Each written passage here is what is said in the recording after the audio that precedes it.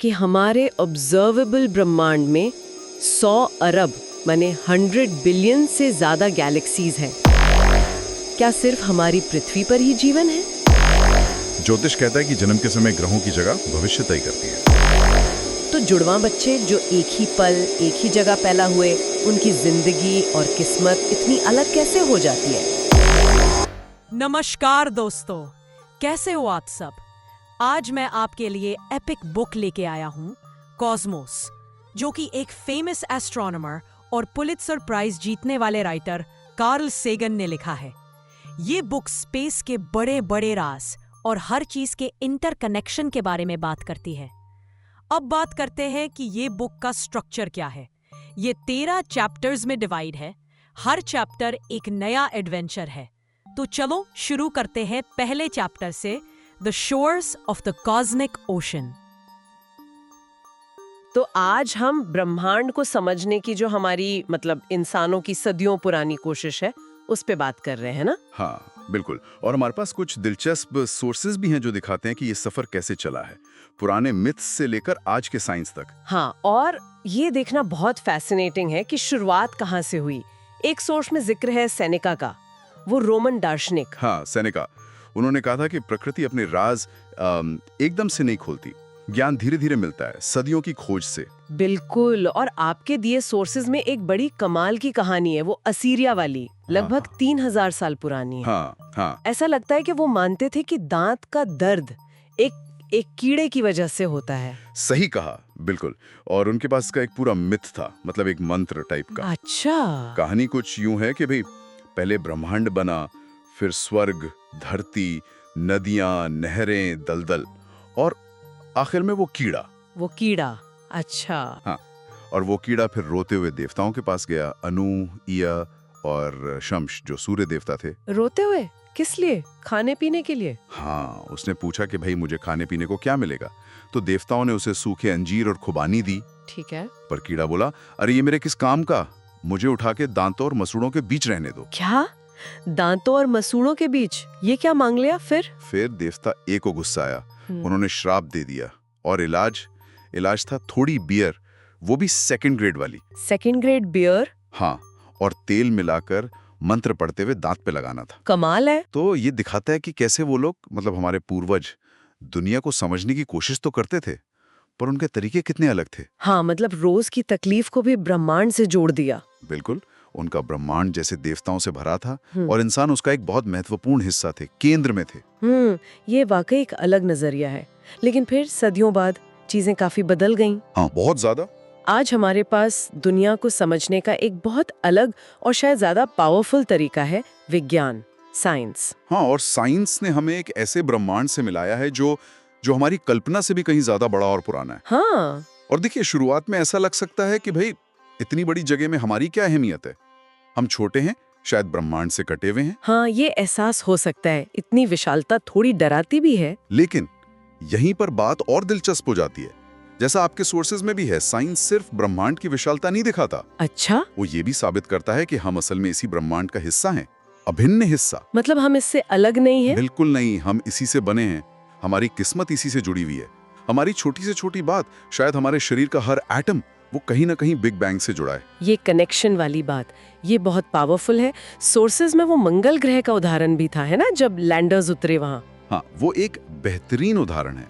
वैज्ञानिकों ने पाया कि मार्स का आसमान वो हमारी पृथ्वी जैसा नीला नहीं है। हाँ, कैसा है? वो हल्का गुलाबी पीला सा है। अब ये खोज तो अद्भुत थी, पर कुछ लोग निराश हो गए। निराश? क्यों? क्योंकि वो शायद उम्मीद कर रहे थे कि मंगल भी बिल्कुल धरती जैसा ही दिखेगा, नीला आसमान। अच्छा, हाँ, ये दिखाता है कि साइंस की जो सच्ची खोजें हैं, उनको वैसे ही समझना, अप्रिशिएट करना कितना जरूरी है, भले ही वो हमारी उम्मीदों से अलग हो। बिल्कुल। और ये हमें साइंस की एक और खूबी पर लाता है, जिसका जिक्र आपके नोट्स में भी है, कि ये सेल्फ करेक्टिंग है, मतलब खुद को सुधारता रहता है। हाँ, ये बहुत जरूरी पॉइंट है। नई खोज पुरानी समझ को बदल सकती हैं या और गहरा कर सकती हैं। जैसे वो सूरज से आने वाले न्यूट्रिनो वाली पहेली, या वो ब्रह्मांड के फैलने वाला सवाल। हाँ, वही। जैसे वैज्ञानिकों को लग रहा था कि सूरज से जितने न्यूट्रिनो आने चाहिए, उतने आ नहीं रहे थे। कम क्यों थे? तो सवाल उठा कि क्या हमारे सूर्य के मॉडल में कुछ गड़बड़ है या हमारी फिजिक्स की समझ में। और ब्रह्मांड का फैलना। हाँ, कि क्या ये हमेशा फैलता रहेगा या रुकेगा या वापस सिकुड़ेगा। हाल की खोजों से शायद इनके जवाब मिलने शुरू हुए हैं। यही तो साइंस की प्रक्रिया है, सवाल पूछो, खोजो और अगर जरूरत पड़े तो अपनी समझ को बदलो। तो अगर हम देखें, ब्रह्मांड को समझने का ये सफर पुराने मिथ से शुरू होकर आज साइंस की लगातार चलने वाली खोज तक आ पहुंचा है। हाँ, एक निरंतर यात्रा है ये। और ये कभी खत्म नहीं होती। जैसे सेनेका ने कहा था, हर पीढ़ी के लिए कुछ ना कुछ खोजना बाकी रहता है। बिल्कुल। और ये सोचने पर मजबूर करता है ना कि आज ऐसी कौन सी छोटी सी आम सी दिखने वाली चीज है जिसे हम शायद नजरअंदाज कर रहे हैं, लेकिन भविष्य में वो ही किसी बड़े कॉस्मिक रहस्य का दरवाजा खोल दे। जैसे वो असीरियन सोचते थे दांत का दर्द ब्रह्मांड से जुड़ा है। हाँ। वैसे शायद हमारी कोई आज की छोटी सी चीज कल किसी बड़ी डिस्कवरी की चाबी बन जाए। ये एक बहुत अच्छा सवाल है। कौन जाने आज के कौन से रहस्य कल की पीढ़ियों के लिए बिल्कुल आम बात बन जाएंगे। हाँ, खोज जारी है, निरंतर। और हम सब इस रोमांचक सफर का हिस्सा है। Chapter 1 is over. Moving forward to next chapter. Chapter 2, One Voice in the Cosmic Fugue. नमस्कार। आज हम एक बहुत ही बुनियादी लेकिन गहरे सवाल पर बात करने वाले हैं। हाँ, सवाल ये कि हमने मतलब इंसानों ने ये समझना कैसे शुरू किया कि हमारी दुनिया कैसी है और ये ब्रह्मांड कितना बड़ा है। बिल्कुल, ये सफर कहाँ से शुरू हुआ?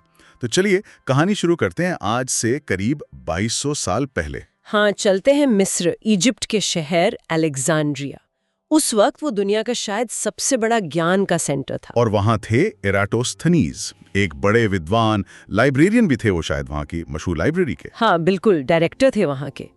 तो एराटोस्थनीज ने एक किताब में एक अजीब सी बात पढ़ी। क्या बात थी? उन्होंने पढ़ा कि अलेक्जेंड्रिया से काफी दूर दक्षिण में एक शहर है सियन, वहाँ 21 जून को ठीक दोपहर में सीधी खड़ी चीजों की परछाई गायब हो जाती है, मतलब जीरो शैडो। अच्छा, सूरज बिल्कुल सिर पर।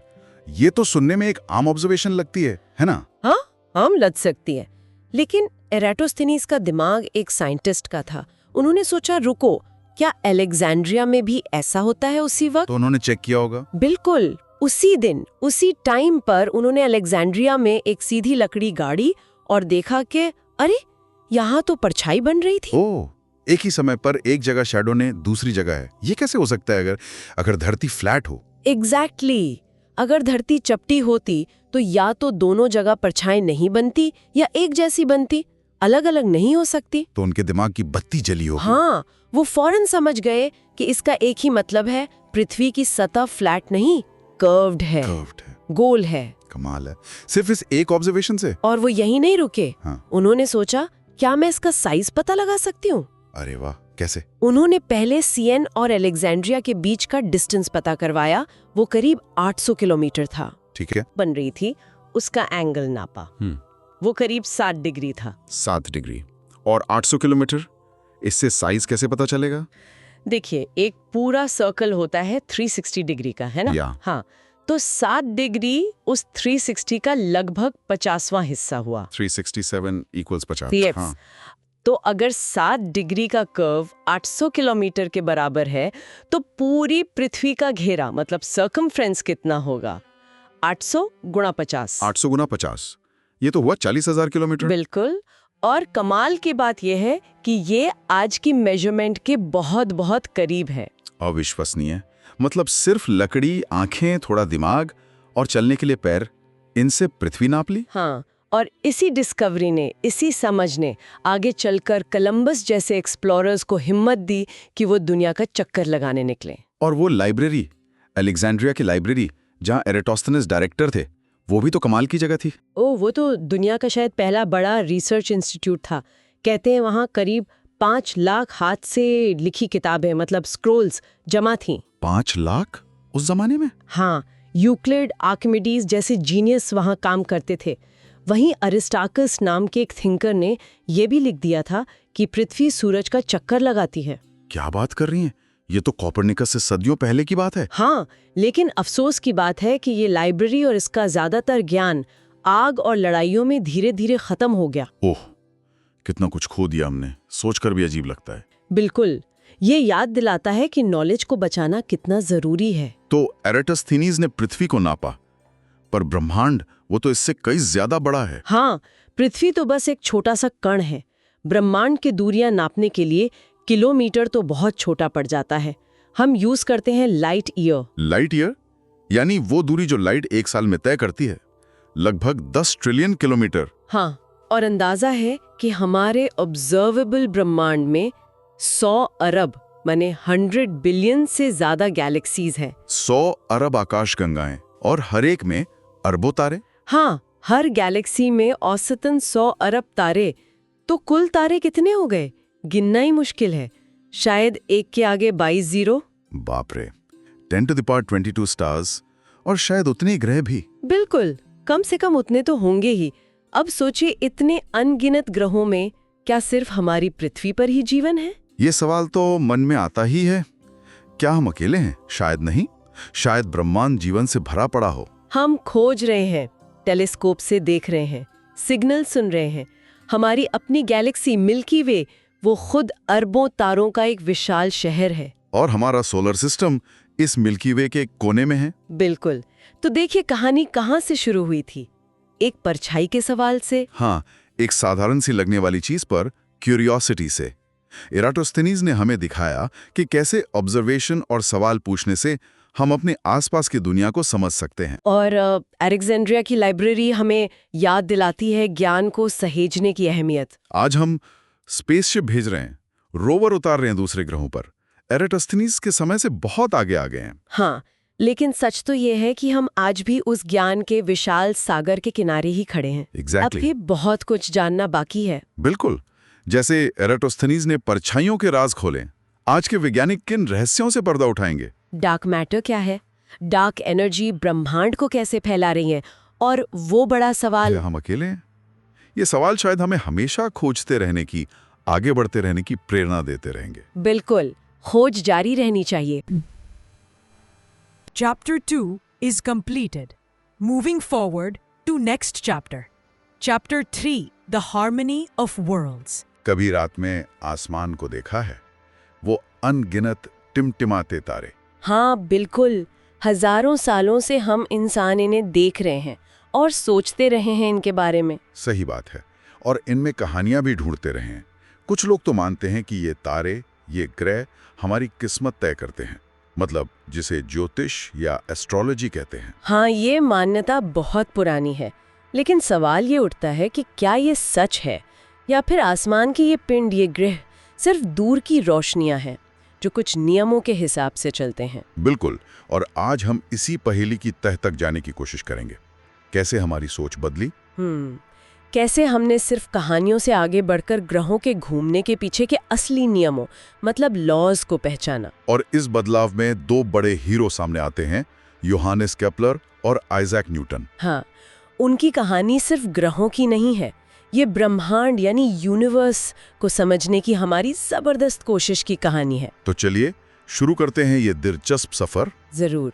देखिए, बहुत पहले आसमान हमारे लिए एक कैलेंडर जैसा था, है ना? हाँ बिल्कुल, सूरज, चांद, तारों की चाल देखकर ही मौसम, खेती, यात्राओं का समय तय होता था।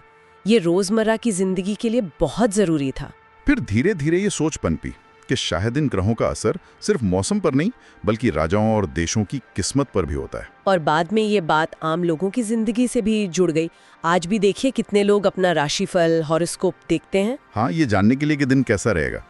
लेकिन यहाँ एक फर्क समझना जरूरी है, ज्योतिष और खगोल विज्ञान यानी एस्ट्रोनॉमी में। बिल्कुल, एस्ट्रोनॉमी सबूतों पर, एविडेंस पर चलती है। वो पूछती है चीजें जैसी हैं वैसी क्यों हैं। जैसे ज्योतिष कहता है कि जन्म के समय ग्रहों की जगह भविष्य तय करती है। हाँ, पर विज्ञान पूछता है अगर ऐसा है तो जुड़वां बच्चे जो एक ही पल, एक ही जगह पैदा हुए, उनकी जिंदगी और किस्मत इतनी अलग कैसे हो जाती है? ये सोचने वाली बात है। सही कहा। यहीं एंट्री होती है योहानेस केपलर की। केपलर एक जबरदस्त गणितज्ञ, मैथमेटिशियन थे, और उन्हें पक्का यकीन था कि ये पूरा ब्रह्मांड गणित के नियमों पर चलता है, जैसे कोई बहुत बड़ी सटीक मशीन हो। उन्हें टाइको ब्रहे के सालों के बहुत सटीक ऑब्जर्वेशंस मिले थे, है ना? मतलब आसमान को देखकर दर्ज की गई जानकारी। हाँ, खास तौर पर मंगल ग्रह मार्स के बारे में ब्राहे का डेटा उस समय का सबसे सटीक डेटा था। केपलर ने इन आंकड़ों पर काम करना शुरू किया, पर सुना है ये आसान नहीं था। बिल्कुल नहीं। सोचिए, 70 से ज्यादा बार कोशिश की उन्होंने, सालों की मेहनत लगी। बाप रे, 70 बार? हाँ, और तब जाकर उन्हें एक चौंकाने वाली बात समझ आई। तब तक सब मानते थे कि ग्रह सूरज के चारों ओर एकदम गोल, परफेक्ट सर्कुलर रास्तों पर घूमते हैं। हाँ, क्योंकि आसमान की चीजें तो परफेक्ट होनी चाहिए, यही सोच थी। बिल्कुल, पर केपलर ने पाया कि ऐसा नहीं है। मंगल का रास्ता गोल फिट ही नहीं हो रहा था डेटा में। तो फिर ग्रह चलते कैसे हैं? केपलर ने खोजा कि ग्रह गोल नहीं बल्कि अंडाकार एलिप्टिकल ऑर्बिट्स में घूमते हैं, जैसे गेंद को थोड़ा सा पिचका दिया हो। अंडाकार, एलिप्टिकल। हाँ, और सूरज उस अंडाकार रास्ते के बिल्कुल बीच में, सेंटर में नहीं होता। वो थोड़ा हटकर एक तरफ होता है, एक फोकस पर। अच्छा, ये तो उस जमाने के हिसाब से बहुत बड़ी क्रांतिकारी बात होगी कि आसमान की चीजें परफेक्ट गोल नहीं घूमती। हाँ, यही था केपलर का पहला नियम, और ये सोचना ही बहुत हिम्मत का काम था। अच्छा, जरा इसे और समझते हैं। अंडाकार रास्ते और सूरज एक तरफ, और क्या पता चला? केपलर का दूसरा नियम और भी मजेदार है। उन्होंने देखा कि जब कोई ग्रह सूरज के पास आता है तो उसकी रफ्तार तेज हो जाती है, और जब दूर जाता है तो धीमा हो जाता है। लेकिन इसमें भी एक पैटर्न है। पैटर्न? कैसा पैटर्न? ग्रह इस तरह चलते हैं कि वो बराबर समय में बराबर क्षेत्रफल, इक्वल एरिया कवर करते हैं। बराबर क्षेत्रफल? ये कैसे? मतलब कल्पना कीजिए, पास आने पर वो तेज चलकर एक छोटा चौड़ा टुकड़ा कवर करते हैं, और दूर जाने पर धीमे चलकर एक लंबा पतला टुकड़ा, लेकिन दोनों टुकड़ों का एरिया बराबर होता है। वाह, ये तो कमाल है। मतलब स्पीड बदलती है पर एक नियम से। बिल्कुल। और उनका तीसरा नियम अलग अलग ग्रहों की तुलना करता है। अच्छा, वो कैसे? सीधा सा हिसाब है। जो ग्रह सूरज से जितना ज्यादा दूर है, उसे सूरज का एक चक्कर पूरा करने में उतना ही ज्यादा समय लगता है। ये तो समझ आता है, दूरी ज्यादा तो टाइम ज्यादा। हाँ, पर केपलर ने इसका एक पक्का गणितीय मैथमेटिकल रिश्ता भी बताया, एक फॉर्मूला दिया। कमाल है। तो केपलर ने ये नियम तो बता दिए, पर ये क्यों होता है, इसका कारण सोचा उन्होंने? हाँ, उन्होंने सोचा था। उन्हें लगा कि शायद सूरज से कोई अनदेखी ताकत, जैसे कोई चुंबक, मैग्नेट जैसी शक्ति ग्रहों को खींच कर चला रही है। अच्छा, चुंबक जैसी शक्ति। हाँ, ये गुरुत्वाकर्षण, ग्रेविटी के आइडिया की तरफ एक पहला धुंधला सा इशारा था। और फिर आए सर आइजैक न्यूटन। हाँ, और उनकी वो सेब वाली कहानी तो सबने सुनी ही होगी। हाँ बिल्कुल। कहते हैं न्यूटन ने एक गिरते हुए सेब को देखकर सोचा, जिस शक्ति ने इस सेब को जमीन पर खींचा, क्या वही शक्ति चांद को भी पृथ्वी के चारों ओर मतलब घुमाए रखती है? और जवाब मिला हाँ, और उस शक्ति का नाम है गुरुत्वाकर्षण, ग्रेविटी। यही बात और दिलचस्प हो जाती है। बिल्कुल। न्यूटन ने इसे सिर्फ सेब और चांद तक नहीं रखा। उन्होंने कहा ये यूनिवर्सल लॉ ऑफ ग्रेविटेशन है। यूनिवर्सल यानी सार्वभौमिक। मतलब ये नियम सिर्फ पृथ्वी पर नहीं, पूरे ब्रह्मांड में हर चीज पर लागू होता है। हर चीज दूसरी चीज को अपनी तरफ खींचती है। आप, मैं, ये माइक, तारे, ग्रह, सब, हर चीज। वाह! और ये खिंचाव दूरी के साथ बदलता है। हाँ, दूरी बढ़ने के साथ कम होता जाता है। इसे इनवर्स स्क्वायर लॉ कहते हैं। जैसे आप किसी बल्ब से दूर जाते हैं तो रोशनी कम महसूस होती है ना? हाँ, होती है। वैसे ही गुरुत्वाकर्षण का असर दूरी के वर्ग मतलब स्क्वायर के हिसाब से तेजी से कम होता जाता है। अच्छा, तो इसका मतलब क्या हुआ? केपलर के नियमों का क्या मतलब? ये हुआ कि न्यूटन ने गणित का इस्तेमाल करके ये साबित कर दिया कि केपलर ने जो 3 नियम मेहनत से खोजे थे, अंडाकार रास्ते, बराबर क्षेत्रफल और दूरी समय का रिश्ता, हाँ, वो तीनों असल में इसी एक गुरुत्वाकर्षण के नियम की वजह से है। एक अकेले नियम ने, ग्रेविटी ने, पूरे सौर मंडल की पहेली सुलझा दी। कमाल है। तो हमने देखा कि कैसे आसमान को देखने का हमारा नजरिया पूरी तरह बदल गया। बिल्कुल। कहानियों और किस्मत की बातों से हटकर हम ये समझ पाए कि ग्रह गणित के सरल नियमों का पालन करते हैं, और इन सब के पीछे एक ही यूनिवर्सल शक्ति गुरुत्वाकर्षण काम कर रही है। इससे सबसे बड़ी सीख शायद यही मिलती है कि ये ब्रह्मांड भले ही हमें बहुत रहस्यमयी लगे, पर ये बेतरतीब या कैओटिक नहीं है। इसके अपने नियम हैं, कायदे हैं, और जिन्हें हम अपनी बुद्धि और जिज्ञासा से समझ सकते हैं। हाँ बिल्कुल। जरा सोचिए, केपलर ने कभी आसमानी जहाजों का सपना देखा था जो हवा में उड़ेंगे। आज हम उन्हीं के और न्यूटन के बताए नियमों का इस्तेमाल करके असली अंतरिक्ष यान मंगल और उससे भी आगे भेज रहे हैं। ये वाकई अद्भुत है। न्यूटन ने एक बार कहा था कि वो तो बस सच्चाई के विशाल समंदर के किनारे खड़े होकर छोटे मोटे कंकड़ पत्थर चुन रहे हैं। हाँ, क्या विनम्रता थी। तो सवाल ये है कि आज भी सच्चाई का वो कौन सा अनदेखा अनजाना समंदर है जो हमारे खोजे जाने का इंतजार कर रहा है। Chapter 3 is completed. Moving forward to next chapter, जिसमें है Heaven and Hell. सोचिए 1908 साइबेरिया, एकदम सुबह सुबह आसमान में एक भयानक धमाका होता है। हाँ, कहते हैं सूरज से भी ज्यादा रोशन था वो। और उसने लगभग 2000 वर्ग किलोमीटर जंगल को सपाट कर दिया। बिल्कुल जैसे माचिस की तीलियां बिखेर दी हों। शॉक वेव ने तो पूरी पृथ्वी के 2 चक्कर लगाए थे। लेकिन सबसे अजीब बात यह है कि वहां कोई गड्ढा, मतलब कोई क्रेटर नहीं मिला। जी, यही तो रहस्य है। असर तो परमाणु बम जैसा था, लेकिन कोई रेडिएशन भी नहीं। तो आखिर ये था क्या? इसी पहेली से शुरू करते हैं आज की हमारी गहरी चर्चा, जो हमें अंतरिक्ष से आने वाले खतरों और हमारे पड़ोसी ग्रहों की दुनिया में ले जाएगी। हाँ, और हम कार्ल सेगन की किताब हेवन एंड हेल के कुछ हिस्सों का इस्तेमाल करेंगे, समझने की कोशिश करेंगे कि ये धूमकेतु यानी कॉमेट्स क्या बला हैं। और ये भी कि हमारी पृथ्वी शुक्र यानी वीनस जैसी आग की भट्टी क्यों नहीं है। बिल्कुल सरल भाषा में समझेंगे, जैसे स्कूल में विज्ञान पढ़ते हैं। तो टुंगुस्का पर वापस आते हैं। धमाका इतना बड़ा था और फिर भी कोई क्रेटर नहीं। जिन लोगों ने इसे अपनी आंखों से देखा, उनके अनुभव तो और भी डरावने हैं। हाँ, किसी ने कहा आसमान 2 हिस्सों में फट गया, किसी को भयानक गर्मी लगी, जमीन कांप उठी। एक आदमी ने तो ये भी कहा कि उसे लगा जैसे उसकी कमीज में ही आग लग गई हो। और हवा का धक्का बहुत तेज, जैसे कोई तोप चली हो पास में। तो शुरू में लोगों ने क्या क्या अंदाजे लगाए, कुछ अजीब थ्योरीज भी थी शायद। अरे बहुत कुछ। किसी ने कहा एंटी मैटर टकराया होगा, किसी ने कहा कोई मिनी ब्लैक होल गुजर गया। एलियन स्पेसशिप की बात भी हुई होगी। हाँ, वो भी, पर इनमें से किसी का कोई सबूत नहीं मिला। ना कोई रेडिएशन, ना कोई एलियन टेक्नोलॉजी का मलबा। तो फिर सबसे ज्यादा मानी जाने वाली एक्सप्लेनेशन क्या है? सबसे सही व्याख्या ये लगती है कि एक बर्फीला धूमकेतु मतलब कॉमेट का एक टुकड़ा, शायद कोई फुटबॉल फील्ड जितना बड़ा रहा होगा। अच्छा। वो पृथ्वी के वायुमंडल मतलब एटमॉस्फेयर में बहुत तेजी से आया और अंदर ही फट गया। ओह, तो जमीन से टकराया ही नहीं? शायद नहीं, या बहुत कम हिस्सा, क्योंकि वो ज्यादातर बर्फ का बना था। पानी, मीथेन, अमोनिया की जमी हुई गैसें, तो वो हवा की रगड़ और गर्मी से ही भाप बन गया। इसीलिए कोई बड़ा क्रेटर नहीं बना। ये बात समझ में आती है जी। तो ये कॉमेट्स आखिर होते क्या है, आम भाषा में कैसे समझाएं? देखिए, सीधे शब्दों में कहें तो ये बर्फ और धूल मिट्टी के बड़े बड़े गोले हैं, अंतरिक्ष में घूमते रहते हैं। बर्फ मतलब पानी वाली बर्फ? हाँ, पानी की बर्फ, साथ में मीथेन, अमोनिया जैसी गैसें जो बहुत ठंडे तापमान पर जम जाती हैं, और बीच बीच में धूल और पत्थर के कण। और इनका रास्ता कैसा होता है, ग्रहों की तरह गोल? नहीं, इनका रास्ता मतलब ऑर्बिट ग्रहों से काफी अलग होता है। बहुत लंबा अंडाकार जैसा, जिसे एलिप्टिकल कहते हैं। ये सूरज से बहुत दूर भी जाते हैं और फिर घूमकर पास भी आते हैं। अच्छा, और जब ये सूरज के पास आते हैं तब क्या होता है, वो पूंछ वाली बात? हाँ बिल्कुल, जैसे ये सूरज के पास पहुंचते हैं, गर्मी से इनकी बर्फ पिघलने लगती है, मतलब सीधे गैस में बदलने लगती है। सब्लिमेशन जिसे कहते हैं। सही कहा। और ये गैस और साथ में उड़ने वाली धूल मिलकर वो फेमस पूंछ, टेल बना देती है, जो हमें कभी कभी दिखती है। तो जो हम टूटते तारे या शूटिंग स्टार्स देखते हैं रात में, क्या वो भी यही है? करीब करीब। वो असल में इन्हीं कॉमेट्स के पीछे छोड़े हुए छोटे छोटे कण होते हैं।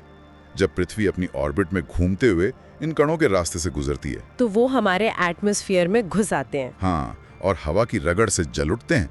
हमें लगता है तारा टूट गया। टुंगुस्का वाला टुकड़ा बस इन्हीं कणों से बहुत बहुत बड़ा था। पुराने जमाने में तो लोग इनसे बहुत डरते होंगे, पूंछ वाले तारे देखकर। हाँ, बहुत ज्यादा। उन्हें अपशकुल माना जाता था, जैसे कोई राजा मरने वाला है या कोई बड़ी आफत आने वाली है, लड़ाई, बीमारी। कल्पनाएं भी अजीब अजीब की होंगी लोगों ने। बिल्कुल। किसी ने उन्हें आसमानी दाढ़ी कहा, किसी ने जलती तलवार। मशहूर हलीस कॉमेट जो हर 76 साल में आता है, उसे तो इतिहास में कई बार बुरी घटनाओं से जोड़ा गया है। पर फिर साइंस ने बताया कि ये डरने की चीज नहीं। जी, न्यूटन जैसे वैज्ञानिकों ने समझाया कि ये कोई वायुमंडल की घटना नहीं, बल्कि ग्रहों की तरह ही सूरज का चक्कर लगाने वाले पिंड हैं। इनकी चाल का हिसाब लगाया जा सकता है। लेकिन क्या आज भी इससे खतरा है? मतलब क्या कोई बड़ा कॉमेट फिर से टकरा सकता है? देखिए, छोटे टुकड़े तो रोज ही हमारे एटमॉस्फेयर में जलते रहते हैं, हमें पता भी नहीं चलता। टुंगुस्का जैसा बड़ा इम्पैक्ट हजारों या लाखों साल में एक बार होता है, पर हाँ, हो तो सकता है। मैंने 1979 की घटना के बारे में सुना था, कोई सैटेलाइट ने डबल फ्लैश देखा था। हाँ, दक्षिण अटलांटिक के ऊपर। पहले सबको लगा कि शायद किसी देश ने छिपकर परमाणु परीक्षण किया है, पर वो शायद कुछ और था। बाद में ये थियरी भी आई कि हो सकता है वो एक छोटा एस्ट्रॉइड या कॉमेट का टुकड़ा रहा हो जो एटमॉस्फेयर में आकर फटा हो। पक्का तो नहीं कह सकते, पर ये दिखाता है कि ऐसी चीजें हो सकती हैं। ये घटनाएं याद दिलाती हैं कि अंतरिक्ष खाली नहीं है और ग्रहों का माहौल भी कितना अलग हो सकता है, जैसे शुक्र ग्रह, वीनस। हाँ, वीनस का उदाहरण तो बहुत ही चौंकाने वाला है। उसे अक्सर पृथ्वी की जुड़वा बहन कहते हैं। साइज और वजन में लगभग बराबर है शायद। जी हाँ, साइज, मास, गुरुत्वाकर्षण काफी मिलता जुलता है, पर बस यहीं तक। असलियत तो बिल्कुल अलग है। बिल्कुल। वीनस एक तरह से नरक जैसा है, घने पीले बादलों से हमेशा ढका रहता है। और सतह का तापमान बहुत ज्यादा सुना है। बहुत ज्यादा, मतलब 480 डिग्री सेल्सियस तक। इतना गर्म कि सीसा, मतलब लेड, धातु भी पिघल जाए। बाप रे। और हवा का दबाव पृथ्वी से 90 गुना ज्यादा। जैसे आप समुद्र में करीब 1 किलोमीटर नीचे चले जाएं, उतना दबाव। और बारिश भी होती है, पर पानी की नहीं। किसकी? सल्फ्यूरिक एसिड की, तेजाब की बारिश। ये तो सचमुच नरक जैसा हुआ। पर इतना गर्म क्यों है वो? सूरज से तो बुध ज्यादा पास है। सही सवाल। कारण है run away green house effect, मतलब बेकाबू हुआ ग्रीन हाउस प्रभाव। ग्रीन हाउस प्रभाव तो पृथ्वी पर भी है ना? हाँ है, और जरूरी भी है। हमारी हवा में कार्बन डाइऑक्साइड, CO2 और पानी की भाप जैसी गैसें पृथ्वी की गर्मी को रोककर उसे गर्म रखती हैं। कंबल की तरह। अगर ये ना हो तो पृथ्वी जम जाएगी। बिल्कुल। थोड़ा ग्रीन हाउस इफेक्ट जीवन के लिए अच्छा है, पर वीनस पर CO2 की परत इतनी मोटी है, इतनी घनी है कि सूरज की गर्मी अंदर तो आ जाती है, पर बाहर नहीं निकल पाती। तो वो वहीं कैद हो जाती है। हाँ, और ग्रह बस गर्म होता जाता है, होता जाता है।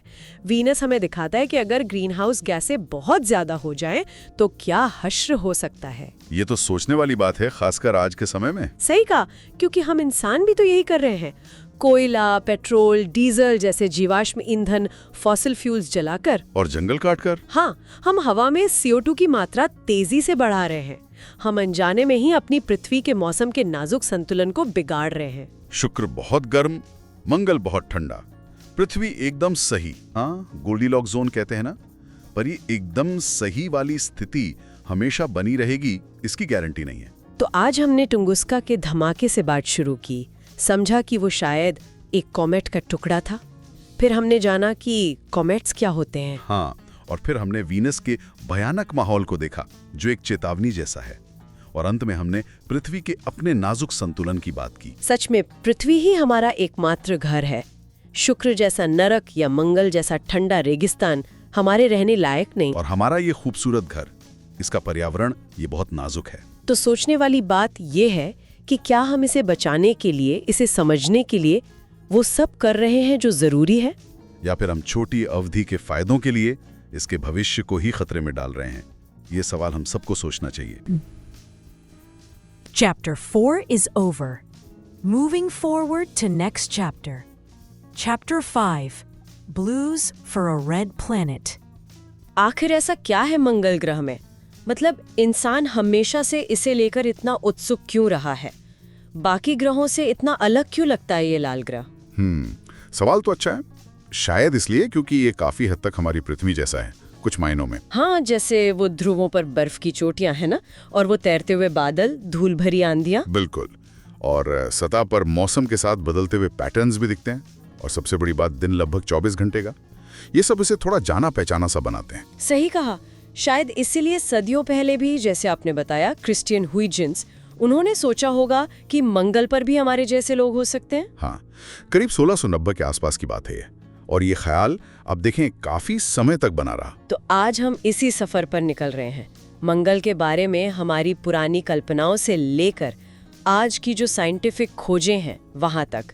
और वो जो मशहूर नहरों वाली कहानी है, उसे तो जरूर समझना है। हाँ, और ये भी कि क्या वहां वाकई जीवन है या था। बिल्कुल। कहाँ से शुरू करें? शायद पर्सिवल लोवेल से। हाँ, लोवेल का जिक्र जरूरी है। अमेरिका के एक अमीर शौकीन खगोल शास्त्री थे और मंगल को लेकर उनमें एक जुनून था, कह सकते हैं। अच्छा। हुआ ये कि उनसे पहले 1877 में इटली के खगोल शास्त्री थे जोवानी शियापरेली। उन्होंने मंगल की सतह पर कुछ बारीक लकीरें देखी। उन्होंने इतालवी में उन्हें कनाली कहा। कनाले, इसका मतलब क्या था? इतालवी में कनाली का मतलब प्राकृतिक चैनल्स या खांचे भी हो सकते हैं, लेकिन जब इसका अंग्रेजी में अनुवाद हुआ तो वो बन गया कैनाल्स, मतलब नहरें। ओहो, तो मतलब ये मानव निर्मित लगने लगी। बस यहीं से सारी अटकलें शुरू हुई। लोवेल ने तो इस पर पूरी एक थ्योरी बना दी। उन्होंने कल्पना की कि ये कोई साधारण लकीरें नहीं, बल्कि एक विशाल पूरे ग्रह पर फैला सिंचाई नहरों का नेटवर्क है। सिंचाई नहरें मंगल पर? हाँ, उनकी कल्पना थी कि ये नहरें ध्रुवों से पिघला हुआ पानी लेकर भूमध्य रेखा के सूखे इलाकों तक पहुंचाती हैं। उन्होंने सोचा कि वहां एक बहुत पुरानी बुद्धिमान सभ्यता रहती है जो अपने सूखते ग्रह को बचाने की कोशिश कर रही है। ये तो कमाल की कल्पना है। उस समय पृथ्वी पर भी तो बड़े काम हो रहे थे। बिल्कुल, आप सोचिए, सुएज कैनाल बन चुका था, पनामा कैनाल पर काम चल रहा था, तो लोगों को लगा कि अगर हम इंसान ये कर सकते हैं तो मंगल के प्राणी क्यों नहीं। लेकिन क्या सब लोग मान गए थे लोवेल की बात? कुछ शक तो हुआ होगा। हाँ, बिल्कुल हुआ। एल्फ्रेड रसल वॉलेस, जो खुद एक बड़े प्रकृतिवादी थे, उन्होंने 1907 में ही कहा कि भाई, मंगल ग्रह बहुत ज्यादा ठंडा है, हवा बहुत पतली है, ऐसी कोई भी खुली नहर होगी तो पानी तो तुरंत भाप बन जाएगा। सही तर्क है। और कई दूसरे खगोलविदों ने कहा कि उन्हें अपनी दूरबीनों से ऐसी कोई नहरें दिख ही नहीं रही हैं। तो फिर ये नहरों का रहस्य खुला कैसे जब हम वहां पहुंचे? बिल्कुल, दशकों बाद जब अंतरिक्षयान मंगल पर उतरे, खासकर 1976 का अमेरिकी वाइकिंग मिशन, तस्वीरें आई और कोई नहरें नहीं थी। कुछ भी नहीं? कुछ भी नहीं। आज हम मानते हैं कि वो शायद मुश्किल परिस्थितियों में देखने का एक भ्रम था, मतलब एक तरह का ऑप्टिकल इल्यूजन। सवाल ये उठता है कि लोवेल आखिर देख क्या रहे थे? कहीं ऐसा तो नहीं कि बुद्धिमत्ता दूरबीन के इस तरफ ज्यादा थी? सोचने वाली बात है। खैर, वाइकिंग मिशन का तो मुख्य काम ही जीवन खोजना था, है ना? 2 लैंडर भेजे गए थे, पर सुना है वहां उतरना ही अपने आप में एक चुनौती थी। बहुत बड़ी चुनौती। सोवियत संघ ने पहले कोशिशें की थी, जैसे मार्स 3, पर वो कामयाब नहीं हुई। धूल भरी आंधी में खो गया था वो। वाइकिंग के लिए भी सही जगह ढूंढना बहुत मुश्किल था। क्यों? क्या दिक्कतें थी? देखिए, जगह न ज्यादा ऊंची हो, न ज्यादा पथरीली, न बहुत नरम हो कि लैंडर धंस जाए, न ज्यादा उबड़ खाबड़, हवा भी तेज ना हो। तो आखिर में सुरक्षा के लिए थोड़ी उबाऊ सी सपाट जगहें चुननी पड़ी। पथरीला लाल रेगिस्तान, बिल्कुल पृथ्वी के एरिज़ोना जैसा नजारा। कोई नहरें नहीं, कोई शहर नहीं, जीवन का कोई खुला संकेत नहीं। कोई पेड़ पौधे, कुछ भी नहीं? कुछ नहीं। हाँ, एक पत्थर की तस्वीर बड़ी मजेदार थी। उस पर रोशनी और छाया से ऐसा लग रहा था जैसे अंग्रेजी का बी अक्षर बना हो। मजाक चला कि मंगलवासी हमें हाय कह रहे हैं, पर वो सिर्फ रोशनी का खेल था। हा। तो बड़े जीव या सभ्यता के निशान तो नहीं मिले। फिर वैज्ञानिकों ने क्या सोचा? खोज बंद कर दी? नहीं, खोज का फोकस बदल गया। अब ध्यान गया सूक्ष्म जीवों पर, माइक्रोब्स पर। छोटे जीव? वो क्यों? क्योंकि देखिए, पृथ्वी पर भी जीवन की शुरुआत तो माइक्रोब से ही हुई थी, और कुछ लैब प्रयोग हुए थे जिन्हें मार्स जार्स कहते थे। उनसे पता चला था कि पृथ्वी के कुछ बैक्टीरिया मंगल जैसे सख्त माहौल में भी जी सकते हैं। अच्छा, तो वाइकिंग ने इन माइक्रोब्स को कैसे ढूंढा? मिट्टी में। हाँ, मंगल की मिट्टी के नमूने लेकर उन पर प्रयोग किए। बड़े दिलचस्प प्रयोग थे। जैसे? एक प्रयोग में उन्होंने मंगल की मिट्टी में पृथ्वी से लाया हुआ खाना मिलाया, मतलब एक तरह का ऑर्गेनिक सूप, पोषक तत्वों का घोल, और फिर देखा कि क्या मिट्टी से कोई गैस निकल रही है, जैसे खमीर डालने पर आटे से निकलती है। ओके। और दूसरे में मिट्टी को कुछ खास गैसें दी गईं और देखा गया कि क्या मिट्टी उन्हें सोख कर ऑर्गेनिक मैटर में बदल रही है, मतलब क्या मिट्टी सांस ले रही है एक तरह से। और नतीजे क्या हुआ? कुछ मिला? नतीजे शुरू में तो बड़े चौंकाने वाले थे। 2 प्रयोगों ने पॉजिटिव संकेत दिए। ऐसा लगा जैसे मिट्टी में जैविक गतिविधि हो रही है। अरे वाह, तो मतलब जीवन मिल गया। एक पल के लिए तो ऐसा ही लगा, उत्साह बहुत बढ़ गया था। लेकिन कहानी में एक ट्विस्ट था। ट्विस्ट? कैसा ट्विस्ट? जब मिट्टी का और गहराई से रासायनिक विश्लेषण किया गया तो उसमें कोई ऑर्गेनिक मॉलिक्यूल्स नहीं मिले। ऑर्गेनिक मॉलिक्यूल्स मतलब जीवन के लिए जरूरी बिल्डिंग ब्लॉक्स, कार्बन वाले अणु जिनसे हमारी कोशिकाएं बनती हैं, वो ही गायब थे। ओह, तो फिर वो पहले वाले नतीजे क्या थे? वो गैस क्यों निकली? बाद में पता चला, और ये बहुत दिलचस्प है, कि मंगल की मिट्टी में कुछ खास किस्म की चिकनी मिट्टी होती है, क्लेज, जैसे मॉन्ट मोरोलोनाइट। ये मिट्टी बिना किसी जीवन के भी सिर्फ अपनी केमिस्ट्री की वजह से वैसी ही प्रतिक्रियाएं कर सकती है। बिना जीवन के कैसे? हाँ, जैसे आप बेकिंग सोडा में सिरका मिलाएं तो बुलबुले निकलते हैं, गैस बनती है, पर वो जीवित तो नहीं है ना? बस वैसे ही कुछ रासायनिक प्रतिक्रिया मंगल की मिट्टी खुद कर सकती थी। अच्छा, तो वो जीवन का संकेत नहीं था, बल्कि मिट्टी की अपनी केमिस्ट्री थी। बिल्कुल, वो मंगल की अनोखी केमिस्ट्री थी जो जीवन का भ्रम पैदा कर रही थी। तो वाइकिंग के प्रयोगों से मंगल पर जीवन का कोई पक्का सबूत नहीं मिला। यानी आज तक कोई ठोस सबूत नहीं है। अभी तक तो नहीं, लेकिन इसका मतलब ये नहीं कि खोज रुक गई है। वाइकिंग ने हमें सिखाया कि मंगल कितना जटिल है, और मिट्टी की वो केमिस्ट्री शायद हमें ये समझने में मदद करे कि पृथ्वी पर जीवन कैसे शुरू हुआ होगा। तो आगे क्या? अब क्या योजना है? अब वैज्ञानिक सैंपल रिटर्न मिशन पर काम कर रहे हैं। मतलब मंगल से मिट्टी और चट्टानों के नमूने लेकर पृथ्वी पर आना और यहाँ की लैब्स में उनकी जांच करना। ये तो बड़ा कदम होगा, पर इसमें कोई खतरा भी है?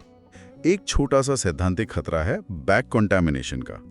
मतलब अगर मंगल पर कोई अनजान माइक्रोब हुए तो कहीं वो पृथ्वी के पर्यावरण को नुकसान ना पहुंचा दे। इसलिए बहुत सावधानी बरती जा रही है। समझ गई। और वो रोवर्स जो घूम रहे हैं मंगल पर, उनका क्या काम है? हाँ, रोवर्स तो कमाल कर रहे हैं, जैसे क्यूरियोसिटी, परसिवियरेंस। ये पहिया वाले रोबोट जियोलॉजिस्ट हैं। घूम घूम कर चट्टानों की जांच करते हैं, पुराने पानी के निशान ढूंढते हैं और कमाल की तस्वीरें भेजते हैं। मंगल पर कुछ पिरामिड जैसी दिखने वाली चट्टानें भी मिली हैं। उनके रहस्य सुलझाने की कोशिश कर रहे हैं। और भविष्य के बारे में क्या? क्या हम कभी मंगल पर बस पाएंगे? ये एक बड़ा सपना है। वैज्ञानिक टेराफॉर्मिंग के आइडिया पर भी सोचते हैं। मतलब भविष्य में शायद सैकड़ों या हजारों साल बाद मंगल के वातावरण को धीरे धीरे बदलना, उसे इंसानों के रहने लायक बनाना, पानी लाना, हवा बनाना। टेराफॉर्मिंग, यानी मंगल को पृथ्वी जैसा बनाना। हाँ, एक तरह से। और कौन जाने, शायद भविष्य के इंसान ही वो नहरें बनाए जिनकी कल्पना कभी लॉवेल ने की थी। शायद एक दिन मंगलवासी हम ही होंगे। तो ये सफर वाकई कमाल का रहा है। लोवेल की उन कल्पनाओं से लेकर वाइकिंग के जटिल प्रयोगों और आज के रोवर्स तक, मंगल आज भी रहस्यों से भरा है और हमारी तलाश जारी है। बिल्कुल। और ये सोचना भी जरूरी है कि अगर मंगल पर आज जीवन नहीं भी मिलता है तो भी उसके इतिहास, उसकी भूगर्भ शास्त्र और भविष्य में टेराफॉर्मिंग की संभावनाओं का अध्ययन हमें बहुत कुछ सिखाता है। जीवन कैसे पनपता है, हमारी पृथ्वी कितनी खास है और ब्रह्मांड में हमारी जगह क्या है। न जाने मंगल अभी और कौन से राज खोलेगा जो हमारी सोच को पूरी तरह बदल दें। Chapter 4 is over. Moving forward to Chapter 5, that is Blues for a Red Planet. आखिर ऐसा क्या है मंगल ग्रह में? मतलब इंसान हमेशा से इसे लेकर इतना उत्सुक क्यों रहा है? बाकी ग्रहों से इतना अलग क्यों लगता है ये लाल ग्रह? सवाल तो अच्छा है। शायद इसलिए क्योंकि ये काफी हद तक हमारी पृथ्वी जैसा है, कुछ मायनों में। हाँ, जैसे वो ध्रुवों पर बर्फ की चोटियां है ना, और वो तैरते हुए बादल, धूल भरी आंधियां। बिल्कुल। और सतह पर मौसम के साथ बदलते हुए पैटर्न्स भी दिखते हैं। और सबसे बड़ी बात, दिन लगभग 24 घंटे का। ये सब इसे थोड़ा जाना पहचाना सा बनाते हैं। सही कहा। शायद इसीलिए सदियों पहले भी, जैसे आपने बताया, क्रिस्टियन हुइजेंस, उन्होंने सोचा होगा कि मंगल पर भी हमारे जैसे लोग हो सकते हैं। हाँ, करीब 1690 के आसपास की बात है ये। और ये ख्याल अब देखें काफी समय तक बना रहा। तो आज हम इसी सफर पर निकल रहे हैं, मंगल के बारे में हमारी पुरानी कल्पनाओं से लेकर आज की जो साइंटिफिक खोजें हैं वहां तक। और वो जो मशहूर नहरों वाली कहानी है, उसे तो जरूर समझना है। हाँ, और ये भी कि क्या वहां वाकई जीवन है या था। बिल्कुल। कहाँ से शुरू करें? शायद पर्सिवल लोवेल से। हाँ, लोवेल का जिक्र जरूरी है। अमेरिका के एक अमीर शौकीन खगोल शास्त्री थे और मंगल को लेकर उनमें एक जुनून था, कह सकते हैं। अच्छा। हुआ ये कि उनसे पहले 1877 में इटली के खगोल शास्त्री थे जोवानी शियापरेली। उन्होंने मंगल की सतह पर कुछ बारीक लकीरें देखी। उन्होंने इतालवी में उन्हें कनाली कहा। कनाले, इसका मतलब क्या था?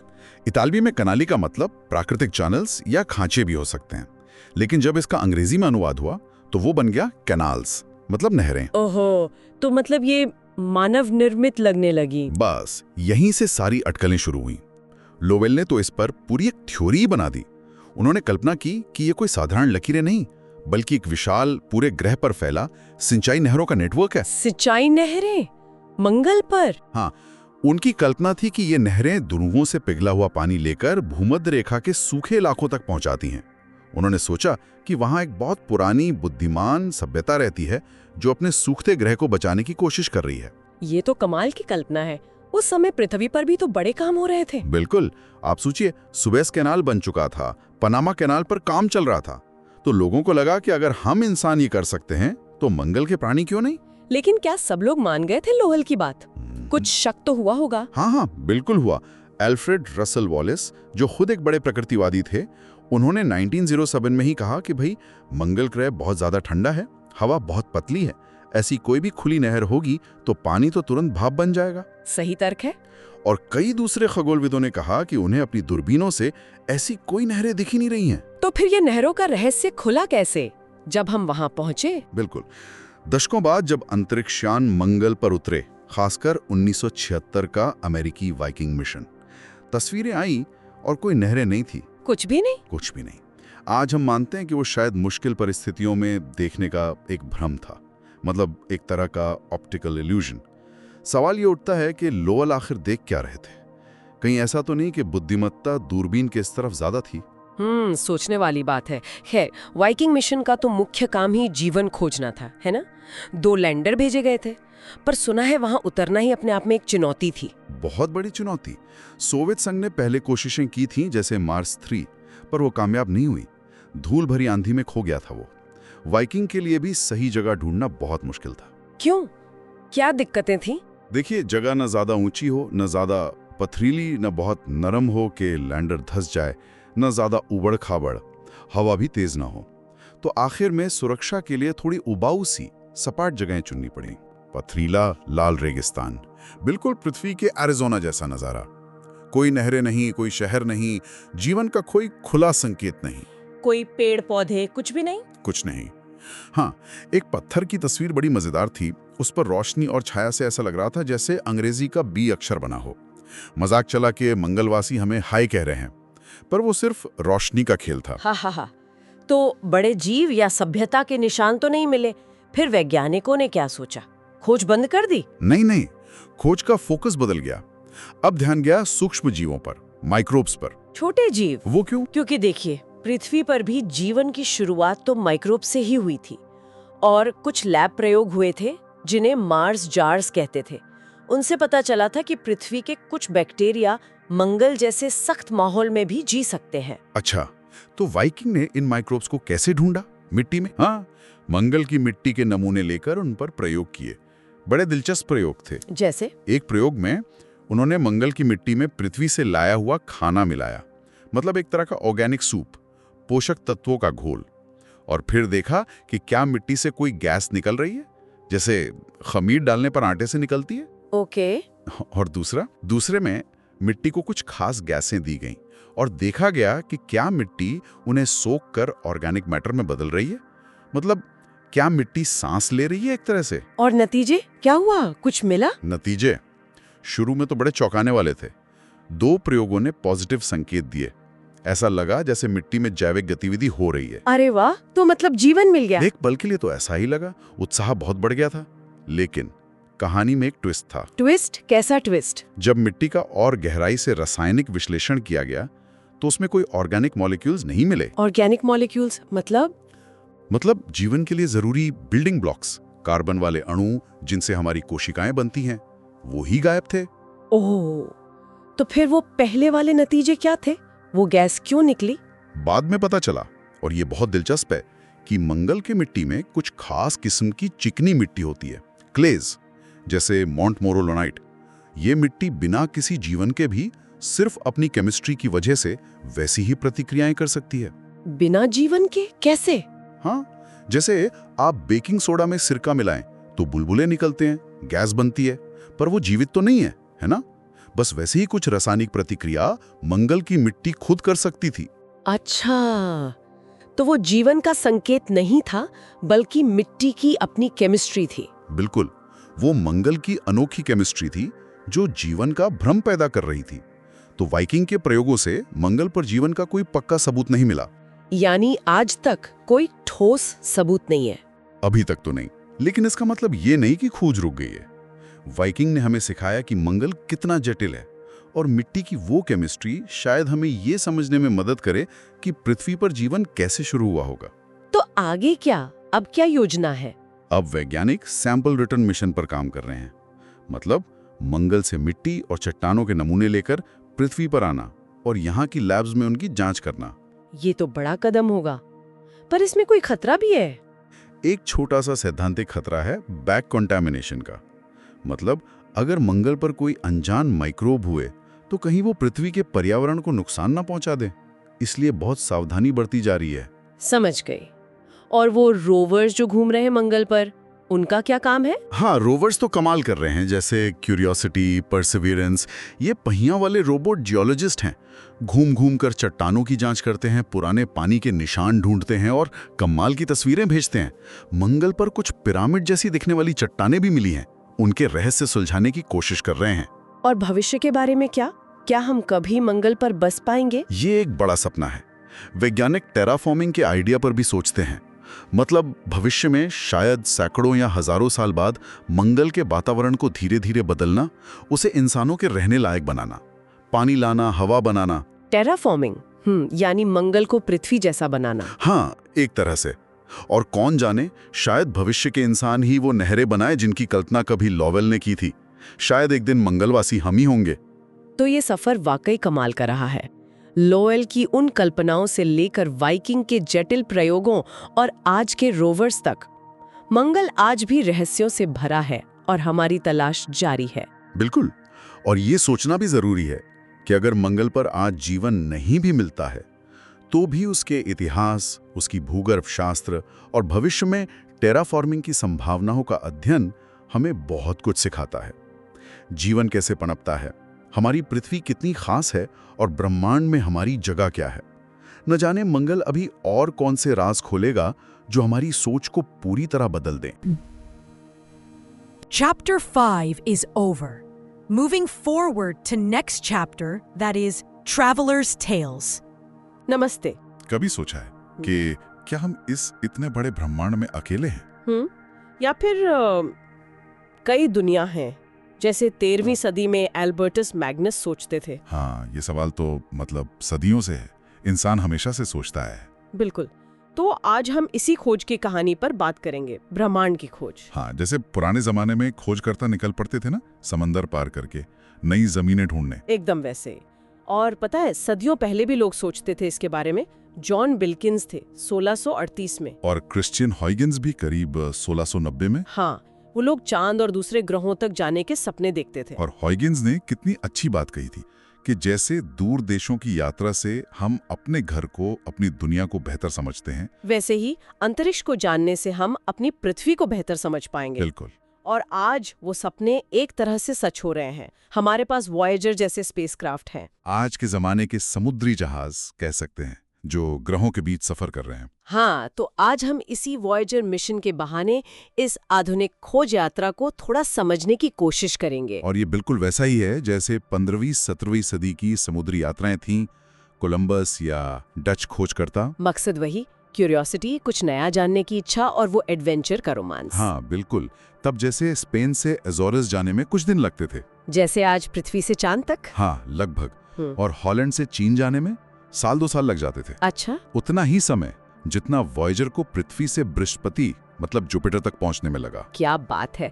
तो चलिए इस वॉयेजर 2 मिशन की बात करते हैं। इसका क्या मकसद था? देखिए, वॉयेजर 2 का मेन काम था बाहरी ग्रहों को पास से देखना। Brihaspati, Shani, Saturn, Uranus, Neptune. हाँ, यूरेनस और नेपच्यून, इनको स्टडी करना। लॉन्च हुआ था ये अगस्त 1977 में। 1977, काफी पहले। और ये है क्या, मतलब किस तरह का यान है? ये एक रोबोटिक स्पेसशिप है। मतलब कोई इंसान नहीं है इसमें, लाखों पुर्जे हैं। और क्योंकि ये सूरज से बहुत दूर जाता है तो सोलर एनर्जी काफी नहीं होती होगी? नहीं, बिल्कुल नहीं। तो इसमें न्यूक्लियो पावर का इस्तेमाल होता है। प्लूटोनियम, समझिए एक बहुत लंबी चलने वाली बैटरी। अच्छा, और जानकारी कैसे भेजता है पृथ्वी तक? उसके लिए एक बड़ा एंटेना है, करीब 3.7 मीटर का, जैसे एक बड़ा कान। और हाँ, कैमरास, वो तो सबसे जरूरी हैं। इसकी आंखें। हाँ, और इसका सफर वो भी आसान नहीं रहा होगा। अरे बिल्कुल नहीं। मंगल को पार करके इसे एस्ट्रॉइड बेल्ट से गुजरना पड़ा। वो पत्थरों का झुंड। हाँ, छोटे बड़े पत्थरों का एक बहुत बड़ा एरिया, जैसे किसी उबड़-खाबड़ रास्ते से निकलना हो। फिर बृहस्पति के पास पहुंचना और भी खतरनाक था। वहाँ क्या खतरा था? एक तो बृहस्पति का बहुत शक्तिशाली रेडिएशन बेल्ट है, वो किसी भी इलेक्ट्रॉनिक चीज को खराब कर सकता है। ओह! और दूसरा, हाल ही में पता चला था कि बृहस्पति के पास छोटे पत्थरों का एक रिंग सिस्टम भी है, उनसे टकराने का डर था। तो फिर यान बचा कैसे? इसमें मिशन कंट्रोलर्स का बड़ा हाथ था पृथ्वी से, और यान का अपना कंप्यूटर भी काफी स्मार्ट था। दोनों ने मिलकर इसे सेफ रखा। अच्छा।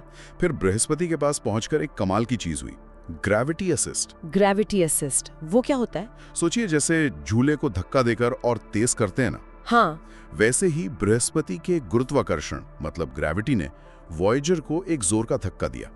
उसकी रफ्तार बढ़ गई। अरे वाह! और उसी बड़ी रफ्तार से वो शनि, फिर यूरेनस और नेपट्टून की तरफ बढ़ सका। और अब कहाँ है वॉयेजर? अब तो वो हमारे सौर मंडल को भी पार कर चुका है। तारों के बीच का जो खाली स्पेस है ना, इंटरस्टेलर स्पेस, उस अनंत महासागर में सफर कर रहा है। गजब! इस सफर में तो कई कहानियां मिली होंगी। हाँ, बहुत सी। लेकिन एक सबसे हैरान करने वाली कहानी है बृहस्पति के चांद आयो की। तथा कि ये कुछ अलग है, बहुत लाल रंग का है, सतह पर निशान बदलते रहते हैं और इसके आसपास सल्फर और सोडियम के कण घूमते हैं। लेकिन जब वॉयेजर ने पास से तस्वीरें भेजी तो सब हैरान रह गए। आयो की रंग बिरंगी सतह पर एक भी क्रेटर नहीं था, मतलब गड्ढा एक भी नहीं। पर एस्ट्रॉइड्स तो टकराते ही होंगे ना? बिल्कुल, यही तो सवाल था। इसका मतलब था कि कोई न कोई प्रोसेस लगातार उन गड्ढों को मिटा रहा था, सतह को नया बना रहा था, जैसे समंदर किनारे लहरें पैरों के निशान मिटा देती हैं। हाँ, सही बात है। तो क्या थी वो वजह? यहीं पर लिंडा मोराबिटो का नाम आता है। वो नेविगेशन टीम में थी। नेविगेशन टीम जो यान का रास्ता देखती है? हाँ, वो रूटीन में तस्वीरों को चेक कर रही थी। अचानक उन्हें आयो के किनारे पर धुएं जैसा कुछ दिखा, एक बड़ा सा बादल। धुआं? चांद पर? हाँ, वो एक ज्वालामुखी विस्फोट का धुआं था, जिसे प्लूम कहते हैं। ये पृथ्वी के बाहर खोजा गया पहला एक्टिव ज्वालामुखी था। अरे मतलब सच में ज्वालामुखी फट रहे थे वहाँ, इतनी दूर? हाँ, किसी को यकीन नहीं हुआ पहले। सोचा नहीं था कि इतनी दूर, इतने ठंडे इलाके में कोई चांद इतना गर्म और एक्टिव हो सकता है। पर क्यों? आयो पर ज्वालामुखी क्यों है? इसकी वजह है बृहस्पति की जबरदस्त ग्रेविटी, और पास में एक और बड़ा चांद है, यूरोपा। इन दोनों का खिंचाव आयो पर पड़ता है।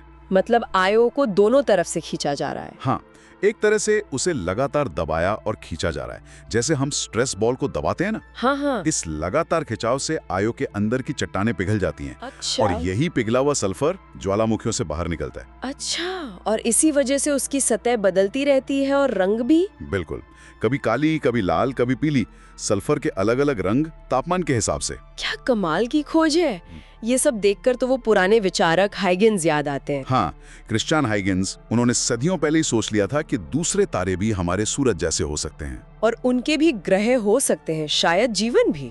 हाँ, उन्होंने सवाल उठाया था, क्या हमें ग्रहों को सिर्फ विशाल रेगिस्तान मानना चाहिए?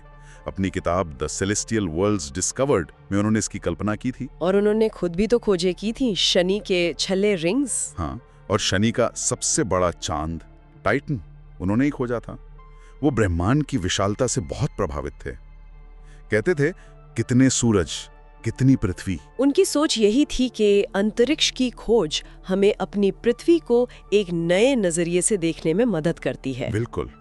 तो कुल मिला के ये जो अंतरिक्ष की खोज है, ये इंसान की वही पुरानी जिज्ञासा है ना? हाँ, वही जिज्ञासा जिसने हमें समुंदर पार करने को मजबूर किया, और ये हमें आयो के ज्वालामुखियों जैसे कितने ही आश्चर्य दिखा रही है। और वॉयेजर यान, वो तो अब हमारी भेजी हुई यात्रियों की कहानी लेकर सौर मंडल से भी आगे निकल गया है। तारों के बीच के उस महासागर में तैर रहा है। हाँ। तो सोचने वाली बात यह है कि जैसे सदियों पहले की समुद्री यात्राओं ने दुनिया के नक्शे बदल दिए, वैसे ही वॉयेजर जैसी यात्राएं ब्रह्मांड के बारे में हमारी समझ बदल रही हैं। इस अनंत ब्रह्मांडीय महासागर में न जाने और कौन से अनदेखे द्वीप, कौन से आश्चर्य हमारी खोज का इंतजार कर रहे हैं। भविष्य के यात्री क्या खोजेंगे, ये सोचना ही रोमांचक। Chapter 6 is over. Moving forward to Chapter 7, that is the backbone of night. कभी रात में आसमान को देखा है? मतलब ऐसे टकटकी लगाकर, वो जो टिमटिमाती हुई सी रोशनियां हैं। हाँ। मैं बचपन में सोचता था भाई ये है क्या चीज, आसमान में कोई बत्तियां लगा गया है या कुछ और है, कुछ गहरा सा। बिल्कुल, ये सवाल तो शायद हर किसी के मन में आता ही है कभी ना कभी, है ना। और इसी जिज्ञासा ने इसी एक सवाल ने हमें हजारों साल के एक लंबे सफर पर भेजा है, यूनिवर्स को समझने के सफर। अच्छा। तो आज हम यही देखेंगे कि जो जानकारी हमारे पास है उसके हिसाब से हमने कैसे धीरे धीरे इन रहस्यों को खोला है, कैसे समझा है कि इस बड़ी सी जगह में हम हैं कहाँ। मुझे अपना बचपन याद आ गया। लाइब्रेरी में गया था एक बार, पूछा तारों वाली किताब है, और जब पढ़ा कि ये तारे ये असल में सूरज है, बहुत बहुत दूर वाले सूरज। हाँ। और हमारा अपना सूरज वो भी बस एक तारा है, बस पास वाला। बिल्कुल। और हम मतलब पृथ्वी अर्थ वो बस एक प्लैनेट है जो सोच के चक्कर लगा रहा है बाकियों की तरह। मतलब दिमाग हिल गया था उस दिन। हाँ, ये पहला शौक होता है अक्सर, ये जानना कि तारे सूरज हैं और हम एक घूमते हुए गोले पर हैं। ये यूनिवर्स की विशालता का पहला जबरदस्त एहसास कराता है। सही कहा, वो पहला आहा मोमेंट था। सोचिए, हजारों साल पहले जब न दूरबीन थी न साइंस थी, तब लोग क्या सोचते होंगे इन तारों के बारे में? हाँ, क्या सोचते होंगे? कुछ मानते थे कि ये दूर कहीं कैंप फायर जल रहे हैं। हाँ। आग है मतलब। अच्छा। जैसे अफ्रीका के कुंग बुशमैन थे, वो मानते थे कि मिल्की वे, हमारी आकाशगंगा, वो रात की रीढ़ की हड्डी है। हाँ, इंटरेस्टिंग है ना। बैकबोन ऑफ नाइट, जैसे रात को संभाले हुए हैं। कमाल की कल्पना है। और शुरुआत में तो ज्यादातर यही था कि भाई जो भी हो रहा है, तूफान आ गया, बिजली कड़क गई, ये सब देवताओं का काम है। प्रकृति समझ नहीं आती थी तो भगवान कर रहे हैं। हाँ, भगवान या देवता कर रहे हैं। लेकिन फिर करीब 2500 साल पहले प्राचीन ग्रीस में आयोनिया नाम की जगह पर कुछ लोगों ने अलग सोचना शुरू किया। शायद क्योंकि वो जगह ऐसी थी, पोर्ट सिटी थी, अलग अलग जगहों से लोग आते थे, नए आइडियाज आते थे, तो पुरानी बातों पर सवाल उठे। क्या सवाल? उन्होंने कहा, रुको जरा, क्या ऐसा हो सकता है कि दुनिया को बिना देवताओं के समझे? मतलब क्या प्रकृति के अपने नियम हो सकते हैं? Laws of nature. Laws of nature. अच्छा। हाँ। क्या हम इन्हें देखकर तर्क से समझ सकते हैं? ये जो पूरा यूनिवर्स है, ये बस ऐसे ही कुछ भी नहीं हो रहा, ये एक सिस्टम है, एक ऑर्डर है। इसी को उन्होंने कॉस्मोस कहा। कॉस्मोस मतलब व्यवस्थित। बिल्कुल। और यहीं से फिर वो आइडियाज आए, जैसे पाइथागोरस ने कहा पृथ्वी गोल है, एनाक्सागोरस ने समझाया कि भाई चांद की अपनी लाइट नहीं है, वो तो सूरज की रोशनी रिफ्लेक्ट करता है। और फिर वो सबसे बड़ा आइडिया अरिस्टार्कस का, हाँ। कि पृथ्वी सेंटर में नहीं है, सूरज है और हम उसके चक्कर लगा रहे हैं। हाँ। ये तो मतलब क्रांतिकारी सोच थी उस जमाने के हिसाब से। बिल्कुल। पर हैरानी की बात क्या है? क्या? कि ये आइडिया लगभग 1800 साल तक दबा रहा, माना नहीं गया ज्यादा। क्यों? इतना जबरदस्त आइडिया था। शायद इसलिए कि ये हमें मतलब इंसानों को सेंटर से हटाता था। हमें लगता था ना कि हम ही सबसे खास हैं, सब कुछ हमारे चारों तरफ घूम रहा है। ये मानना कि हम बस एक प्लैनेट पर हैं जो सूरज के चक्कर लगा रहा है, मुश्किल था। हाँ, अपनी खास जगह छोड़ना मुश्किल होता है। अच्छा, ये तो प्लैनेट्स की बात थी, तारों की दूरी कैसे पता चली? वो तो इतने ज्यादा दूर लगते हैं। उसका तरीका भी बड़ा दिलचस्प था। क्रिश्चियन हाइगेंस ने एक प्रयोग किया। क्या किया? उन्होंने दिन में सूरज की रोशनी को एक बहुत ही छोटे छेद से देखा, इतना छोटा कि सूरज बस एक धुंधला सा पॉइंट दिखे।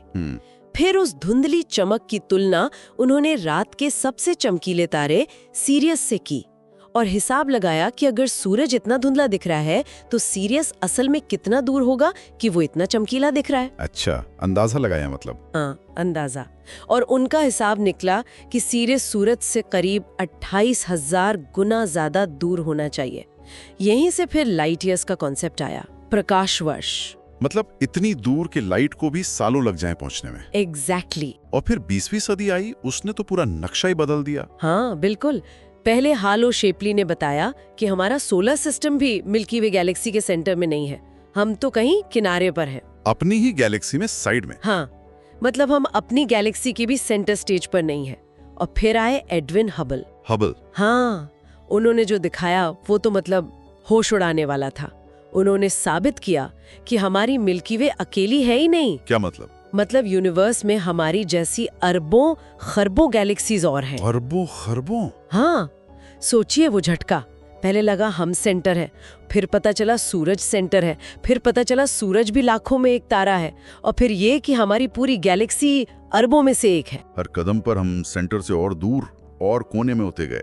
बिल्कुल। तो फिर इस सब का मतलब क्या है? क्या हम बस कुछ भी नहीं है, मामूली है? देखिए, एक तरह से देखें तो हाँ, हमारी जगह शायद उतनी खास या सेंट्रल नहीं है जितना हम सोचते थे या चाहते थे। हम एक साधारण से तारे का चक्कर लगा रहे हैं, एक बहुत बड़ी गैलेक्सी के कोने में कहीं। लेकिन दूसरी तरफ से देखिए, ये जानना, अपनी सही जगह को समझना, इस विशालता को महसूस करना, ये भी तो कितनी बड़ी बात है। ये हमें विनम्र बनाता है। और शायद ये भी दिखाता है कि जवाबों से ज्यादा जरूरी है सही सवाल पूछना, वो हिम्मत करना। बिल्कुल, जैसे उन पुराने ग्रीक विचारकों ने हिम्मत करके सवाल पूछे और समझने का रास्ता खोला, वैसे ही आज हमारे सवाल हमें कहाँ ले जाएंगे, कौन जानता है। सही बात है। शायद हमारा महत्व इसमें नहीं कि हम यूनिवर्स में किस पते पर रहते हैं, बल्कि इसमें है कि हम समझना चाहते हैं, हम सवाल पूछते हैं। ये जो एक्सप्लोर करने की, जानने की प्यास है ना, यही तो हमें इंसान बनाती है। अब सोचने वाली बात यह है कि आज जो बातें हमें बिल्कुल पक्की लगती हैं, क्या पता कल पौंसी खोज उन्हें भी हिला। Chapter 7 is over. Moving forward to Chapter 8, that is the travels in space and time. क्या कभी सोचा है कि दुनिया के सारे बीचेस पर जितने रेत के कण हैं, उनसे कहीं ज्यादा तारे हमारे यूनिवर्स में हैं। मतलब एक मुट्ठी रेत में कोई 10,000 दाने होंगे, पर तारे उनसे कहीं ज्यादा। सोच के अजीब लगता है ना? बिल्कुल। और यही विशालता, ये वास्टनेस ही हमें स्पेस और टाइम के रहस्यों को समझने के लिए खींचती है। आज हम कुछ ऐसे ही हैरान करने वाले विचारों पर बात करेंगे। ये बातें अंतरिक्ष और समय की यात्रा किताब से ली गई हैं, पर हम कोशिश करेंगे कि इन्हें बिल्कुल आसान भाषा में समझें। हाँ, जैसे कोई दोस्त समझा रहा हो। तो चलिए शुरू करते हैं उन टिमटिमाते तारों से। रात में जो तारे दिखते हैं और ये कॉन्स्टेलेशंस जैसे सप्तर्षि या बिग डिपर, ये असल में है क्या? कोई डिजाइन है आसमान में? नहीं, देखिए, ये कोई असली डिजाइन नहीं है। ये तो बस तारों के ग्रुप्स हैं जिन्हें हम पृथ्वी से देखते हैं तो हमें खास शेप या पैटर्न नजर आता है, जैसे डॉट्स जोड़कर कोई तस्वीर बना दी हो। असल में ये तारे हमसे बहुत अलग अलग दूरी पर हैं, 3D में फैले हुए हैं। अच्छा, और किताब में लिखा था कि ये शेप्स हमेशा ऐसे नहीं रहते, ये बदलते भी हैं। हाँ, बिल्कुल बदलते हैं। इसके दो कारण हैं। एक तो अगर हम स्पेस में बहुत दूर ट्रैवल करें, मान लीजिए, जो अभी तो पॉसिबल नहीं है, तो पास वाले तारे हटते हुए दिखेंगे, दूर वाले सामने आएंगे, तो वो शेप बदल जाएगा। अच्छा, पर्सपेक्टिव बदलेगा। हाँ, और दूसरा कारण, अगर हम यहीं रहें और लाखों साल इंतजार करें तो भी ये बदल जाएंगे। लाखों साल? क्यों? क्योंकि तारे खुद भी चलते हैं, वो पैदा होते हैं, मरते हैं, सब कुछ होता है। जैसे बताया गया है कि लाखों साल पहले सप्तर्षि एक भाले, स्पीयर जैसा दिखता था। कमाल है। तो ये तारे हमसे कितने दूर हैं आखिर? इतने दूर की किलोमीटर में गिनना बहुत मुश्किल है, इसीलिए हम एक अलग यूनिट यूज करते हैं, प्रकाश वर्ष, लाइट ईयर। लाइट ईयर, वो क्या होता है? ये वो डिस्टेंस है जो लाइट एक साल में ट्रैवल करती है। और लाइट की स्पीड तो पता ही है, बहुत तेज होती है। तो सोचिए ये दूरी कितनी होगी?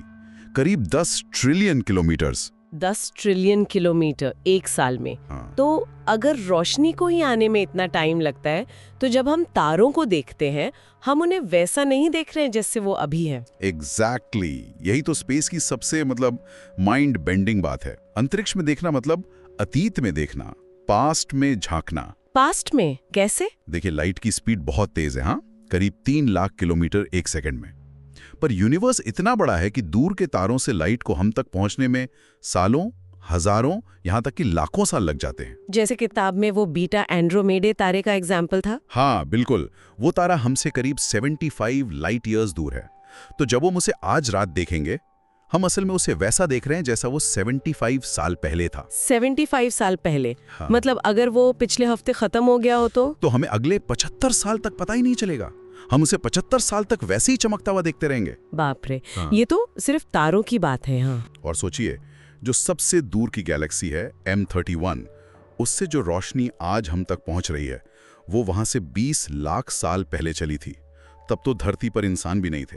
20 लाख साल? और जो सबसे दूर की चीजें हैं, जिन्हें क्वेज़ार्स कहते हैं, वो तो हम वैसे देख रहे हैं जैसे वो 8 से 10 अरब साल पहले थे, जब पृथ्वी बनी भी नहीं थी।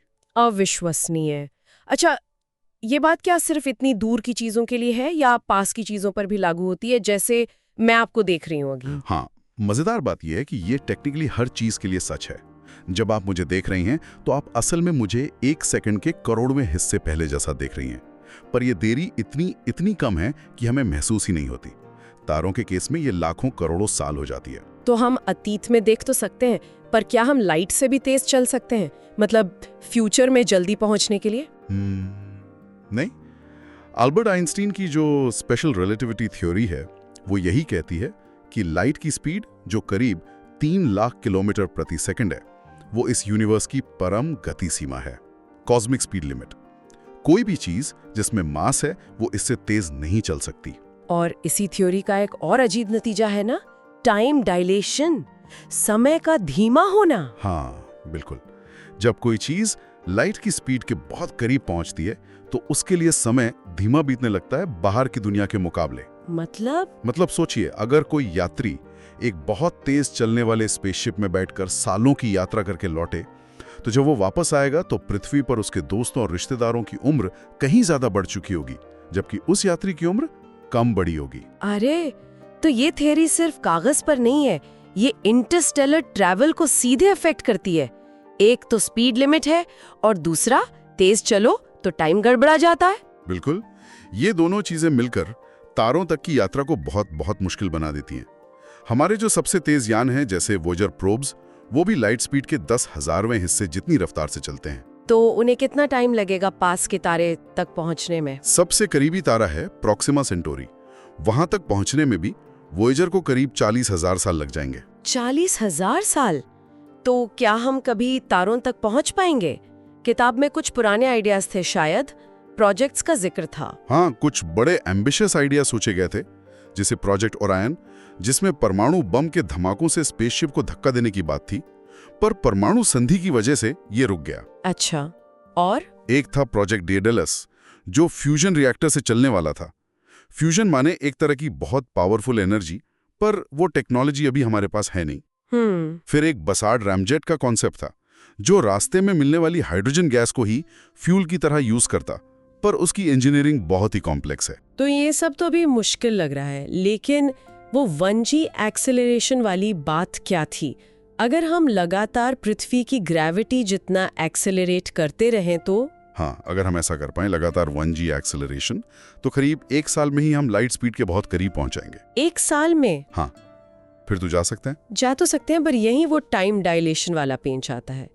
उस स्पेसशिप में बैठे लोगों के लिए तो शायद हमारी गैलेक्सी के सेंटर तक पहुंचने में 21 साल ही लगेंगे। सिर्फ 21 साल? हाँ, उनके लिए। लेकिन इस दौरान पृथ्वी पर 30,000 साल बीत चुके होंगे। 30,000 साल? ओ, मतलब यात्री लौटेगा तो यहाँ सब कुछ बदल चुका होगा, या शायद कोई हो ही ना। तो फ्यूचर में जाना रिलेटिव तरीके से पॉसिबल है, पर क्या पास्ट में, अतीत में जाना संभव है? ज्यादातर वैज्ञानिक मानते हैं कि नहीं। इसकी सबसे बड़ी वजह है पैराडॉक्स, विरोधाभास। पैराडॉक्स जैसे वो फेमस ग्रैंडफादर पैराडॉक्स है। मान लीजिए आप पास्ट में गए और किसी तरह अपने दादाजी को अपनी दादी से मिलने ही नहीं दिया। हाँ। तो आपके माता पिता का जन्म नहीं होगा और फिर आपका भी जन्म नहीं होगा। लेकिन अगर आपका जन्म ही नहीं हुआ तो आप पास्ट में गए कैसे? ये पैराडॉक्स है। हाँ, हालांकि कुछ लोग सोचते हैं कि शायद ऑल्टरनेट हिस्ट्रीज या समानांतर इतिहास जैसी कोई चीज हो सकती है, पर वो सब अभी स्पेक्यूलेशन है। अच्छा, और एक आखिरी सवाल, हमारे सूरज के तो ग्रह हैं, प्लैनेट्स हैं, क्या दूसरे तारों के भी ग्रह होते हैं? हाँ बिल्कुल, अब वैज्ञानिक मानते हैं कि शायद लगभग हर तारे के पास अपने ग्रह हो सकते हैं। हमारी अपनी आकाशगंगा मिल्की वे में ही शायद 100 अरब से ज्यादा ऐसे प्लैनेटरी सिस्टम्स हों। 100 अरब? और हमें पता कैसे चलता है? एक तरीका है तारे की हल्की सी डगमगाहट को देखना। अगर तारे के पास कोई बड़ा ग्रह घूम रहा है तो उसकी ग्रेविटी तारे को हल्का सा खींचती है, जिससे तारा थोड़ा वॉबल करता है। बार्नर्ड स्टार जैसे करीबी तारों के पास ऐसे संकेत मिले हैं। उम्मीद है कि फ्यूचर में हम इन ग्रहों को सीधे देख भी पाएंगे। तो कुल मिला के बात यह है कि स्पेस और टाइम आपस में बहुत गहरे जुड़े हुए हैं, और ये तारे, ये दुनियाएं, ये भी हम इंसानों की तरह ही है। एक तरह से जन्म लेते हैं, जीते हैं और मर जाते हैं, बस इनका स्केल बहुत बहुत बड़ा है। बिल्कुल, हम तो सितारों के इस लंबी कहानी में बस एक छोटे से पल की तरह हैं। वो हमसे बहुत पहले से थे और शायद हमारे बहुत बाद तक रहेंगे। और जाते जाते एक बात सोचने के लिए छोड़ जाते हैं श्रोताओं के लिए। आज हम अपनी दुनिया, अपनी पृथ्वी के साथ जो कर रहे हैं, उसका असर सिर्फ हम पर नहीं बल्कि आने वाली सदियों पर पड़ेगा, और शायद यही तय करेगा कि हमारे बच्चे या उनके बच्चे कभी तारों तक पहुंचने का सपना पूरा कर भी पाएंगे या नहीं। जैसे करीब 2500 साल पहले प्राचीन ग्रीस के वैज्ञानिकों के सामने एक चुनाव था, ज्ञान और खोज का रास्ता चुने या अज्ञान का, वैसा ही एक चुनाव आज हमारे सामने है। हम भविष्य की कौन सी कहानी लिखना चुनते हैं। Chapter 8 is over. Moving forward to Chapter 9, that is, the lives of the stars. कभी सोचा है कि अगर एक सेब पाई बनानी हो एकदम शुरुआत से, तो क्या चाहिए? आटा, सेब, चीनी? हाँ, वो तो है, लेकिन उससे भी पहले, मतलब बिल्कुल बुनियादी लेवल पर। Atoms, carbon, oxygen, hydrogen. बिल्कुल। और ये एटम्स कहाँ से आते हैं? हाइड्रोजन तो शायद बिग बैंग से आया। हाँ, पर बाकी सब, लगभग हर दूसरा एलिमेंट, वो बना है तारों के अंदर। कमाल है। तो मतलब सेब पाई बनाने के लिए पहले यूनिवर्स बनाना पड़ेगा। एक तरह से हाँ। तो आज हम इसी कहानी में थोड़ा और गहरे उतरते हैं। तारों की दुनिया, ये सिर्फ टिमटिमाते हुए सुंदर नहीं लगते। नहीं, बिल्कुल नहीं। ये वो फैक्ट्रियां हैं जहाँ वो सब कुछ बनता है जिससे हम बने हैं, ये धरती बनी है। हाँ, आज हम यही समझेंगे हमारा तारों से क्या कनेक्शन है। ये जानकारी कुछ साइंटिफिक लेखों और रिसर्च पर आधारित है, और कोशिश रहेगी कि इसे आसान भाषा में समझे। चलिए तो फिर शुरू करते हैं सबसे छोटी चीज से, परमाणु यानी एटम। दुनिया की ईंटें कह सकते हैं, हर चीज इन्हीं से बनी है। और इनके अंदर क्या होता है? मैंने पढ़ा था बीच में न्यूक्लियस और बाहर इलेक्ट्रॉन्स। सही, बीच में न्यूक्लियस जिसमें प्रोटॉन्स और न्यूट्रॉन्स होते हैं, और बाहर इलेक्ट्रॉन्स घूमते रहते हैं। पर मजे की बात पता है क्या है? क्या? एटम का ज्यादातर हिस्सा एकदम खाली है, खोखला है। खाली? तो फिर चीजें ठोस क्यों लगती हैं? मैं मेज पर हाथ रखता हूँ तो आर पार क्यों नहीं जाता? हाँ, अच्छा सवाल है। वो इसलिए क्योंकि आपकी कोहनी के एटम्स के बाहरी इलेक्ट्रॉन्स और मेज के एटम्स के बाहरी इलेक्ट्रॉन्स दोनों पर नेगेटिव चार्ज होता है। अच्छा। और सेम चार्ज एक दूसरे को धक्का देते हैं, रिपेल करते हैं। वो रिपल्शन ही आपको मेज के पार जाने से रोकता है। ओह, तो ये सब इलेक्ट्रॉन्स का खेल है। वैसे ये न्यूक्लियस का पता कैसे चला था? कुछ एक्सपेरिमेंट हुआ था ना? हाँ, रदरफोर्ड का मशहूर गोल्ड फॉयल एक्सपेरिमेंट। उन्होंने एटम्स पर छोटे कण फेंके। ज्यादातर तो सीधे निकल गए जैसे खाली जगह से। हाँ। पर कुछ कण ऐसे टकराकर वापस आए जैसे तोप का गोला टिश्यू पेपर से टकराकर लौट आए। इससे पता चला कि सारा पॉजिटिव चार्ज और वजन एक बहुत छोटी सी जगह में है, न्यूक्लियस। गजब। तो इन्हीं एटम से बनते हैं एलिमेंट्स? जी। कार्बन, ऑक्सीजन, लोहा, ये सब। बिल्कुल। कितने प्रोटॉन हैं न्यूक्लियस में, यही तय करता है कि कौन सा एलिमेंट है। 6 प्रोटॉन तो कार्बन, 8 तो ऑक्सीजन, 26 तो लोहा। और हाइड्रोजन और थोड़ी हीलियम को छोड़कर ये सब बनते हैं तारों के अंदर। तारे असल में ब्रह्मांड की रसोई हैं, कॉस्मिक किचन्स। रसोई? मतलब वहाँ पकते हैं ये? हाँ, बिग बैंग से मिली हाइड्रोजन और हीलियम को तारे अपनी गर्मी और दबाव से न्यूक्लियर फ्यूजन के जरिए भारी एलिमेंट्स में बदलते हैं। अच्छा, न्यूक्लियर फ्यूजन। हाँ, तो अगली बार सेब खाएं तो याद रखिएगा कि उसका कार्बन किसी तारे में पका था। वाह। तो कुल कितने एलिमेंट्स हैं वैसे? 90, 92? प्रकृति में 92 मिलते हैं, और मजे की बात है कि ज्यादातर चीजें कुछ गिने चुने एलिमेंट्स से ही बनी है। ऑक्सीजन, सिलिकॉन, लोहा। पुराने लोग तो मानते थे सब कुछ बस 4 चीजों से बना है, पानी, हवा, मिट्टी, आग। हाँ, पर अब हमें पता है पानी खुद H2O मॉलिक्यूल है, हवा गैसों का मिक्सचर है, पृथ्वी एलिमेंट्स का ढेर है, और आग तो प्लाज्मा है। सोचिए, बस 3 कण, प्रोटॉन, न्यूट्रॉन, इलेक्ट्रॉन, और उनसे 92 तरह के एलिमेंट्स, और फिर उनसे ये पूरी दुनिया। है ना कमाल की बात? और ये सब बनाने वाले तारे, इनका भी अपना एक जीवन होता है। जन्म लेते हैं, जीते हैं, मरते हैं। बिल्कुल हमारी तरह। हाँ, एक तरह से। इनका जन्म होता है गैस और धूल के बड़े बड़े बादलों से, जिन्हें नेब्यूला कहते हैं। ज्यादातर हाइड्रोजन और हीलियम। और फिर ग्रेविटी, गुरुत्वाकर्षण इन बादलों को सिकोड़ता है। केंद्र में दबाव और तापमान इतना बढ़ जाता है कि फ्यूजन शुरू हो जाता है, हाइड्रोजन से हीलियम बनने लगती है। एग्जैक्टली। और इसी से निकली एनर्जी तारे को अरबों साल तक चमकाती है। हमारा सूरज, वो इसी फेज में है अभी। और इसी से हमें रोशनी और गर्मी मिलती है। इस प्रोसेस में वो न्यूट्रिनोज भी निकलते हैं शायद। हाँ, न्यूट्रिनोज बड़े रहस्यमयी कण हैं, किसी भी चीज के आर पार निकल जाते हैं लगभग। अच्छा, लेकिन ये फ्यूजन का ईंधन हाइड्रोजन हमेशा तो नहीं रहेगा। सूरज का क्या होगा फिर? नहीं, हमेशा नहीं। जब सूरज जैसे तारे का हाइड्रोजन खत्म होने लगता है तो वो फूलने लगता है, एक विशाल लाल दानव तारा बन जाता है, रेड जायंट। इतना बड़ा कि वो शायद बुध, शुक्र और हो सकता है पृथ्वी को भी निगल ले। अरे बाप रे। फिर क्या होता है? उसके बाद उसकी बाहरी परतें अंतरिक्ष में फैल जाती हैं, एक खूबसूरत प्लैनेटरी नेब्यूला बनाती हैं, और पीछे रह जाता है एक छोटा गर्म व्हाइट ड्वार्फ तारा जो धीरे धीरे ठंडा होता जाता है। ये तो हुई सूरज जैसे तारों की बात, पर जो बहुत बड़े तारे होते हैं उनका अंत बहुत धमाकेदार होता है। वो फटते हैं एक जबरदस्त विस्फोट के साथ, सुपरनोवा। सुपरनोवा, मैंने सुना है ये बहुत चमकदार होते हैं। हाँ, इतने चमकदार कि कुछ हफ्तों तक पूरी गैलेक्सी से ज्यादा रोशनी दे सकते हैं। और इन्हीं सुपरनोवा धमाकों में बनते हैं भारी एलिमेंट्स, जैसे सोना, चांदी, यूरेनियम, वो सब जो नॉर्मल तारों में नहीं बन पाते। ये धमाके इन एलिमेंट्स को पूरे यूनिवर्स में बिखेर देते हैं। अच्छा, वो क्रैब नेबुला के बारे में सुना था, वो किसी सुपरनोवा का ही नतीजा है ना? बिल्कुल। 1054 एडी में चीन और दूसरी जगहों के लोगों ने इसे दिन में भी देखा था।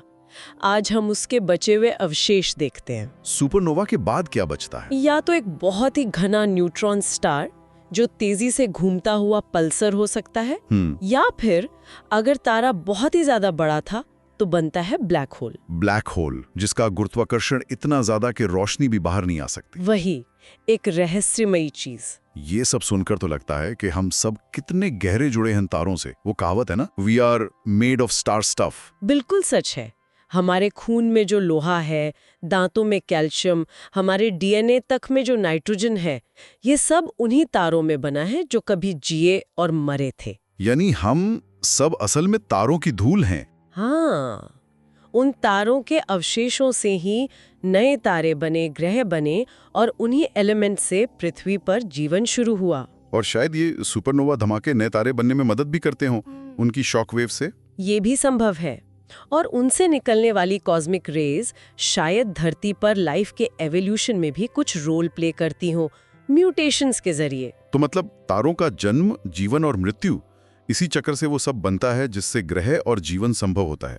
सब कुछ जुड़ा हुआ है। बिल्कुल, हर चीज एक दूसरे से जुड़ी है। ये सोचना ही कितना अजीब और अद्भुत है कि हम उन तारों का हिस्सा हैं जो अरबों साल पहले हमसे हजारों प्रकाश वर्ष दूर फट गए थे। हाँ, ये ब्रह्मांड में हमारी जगह के बारे में सोचने पर मजबूर करता है। न जाने और कितने राज छुपे होंगे इन टिमटिमाते तारों में, है ना? बिल्कुल, अभी बहुत कुछ जानना बाकी है। Chapter 9 is over. Now moving forward to Chapter 10, The Edge of Forever. कभी सोचा है ये सब कहाँ से आया? या आसमान, जमीन, तारे, मतलब ये सवाल तो हजारों साल पुराना है ना? हाँ बिल्कुल। लाओ त्से, ओविड, अपने महापुराण सब यही सोचते थे कि भाई ये दुनिया बनने से पहले क्या था। क्या ये हमेशा से थी या इसकी कोई शुरुआत हुई? और आज देखो, साइंस के पास एक कहानी है जिसे हम कहते हैं बिग बैंग। बिग बैंग सोचकर ही अजीब लगता है। करीब 13-14 अरब साल पहले सब कुछ, सारा मैटर, सारी एनर्जी। हाँ, एक सुई की नोक से भी बहुत छोटी सी जगह में।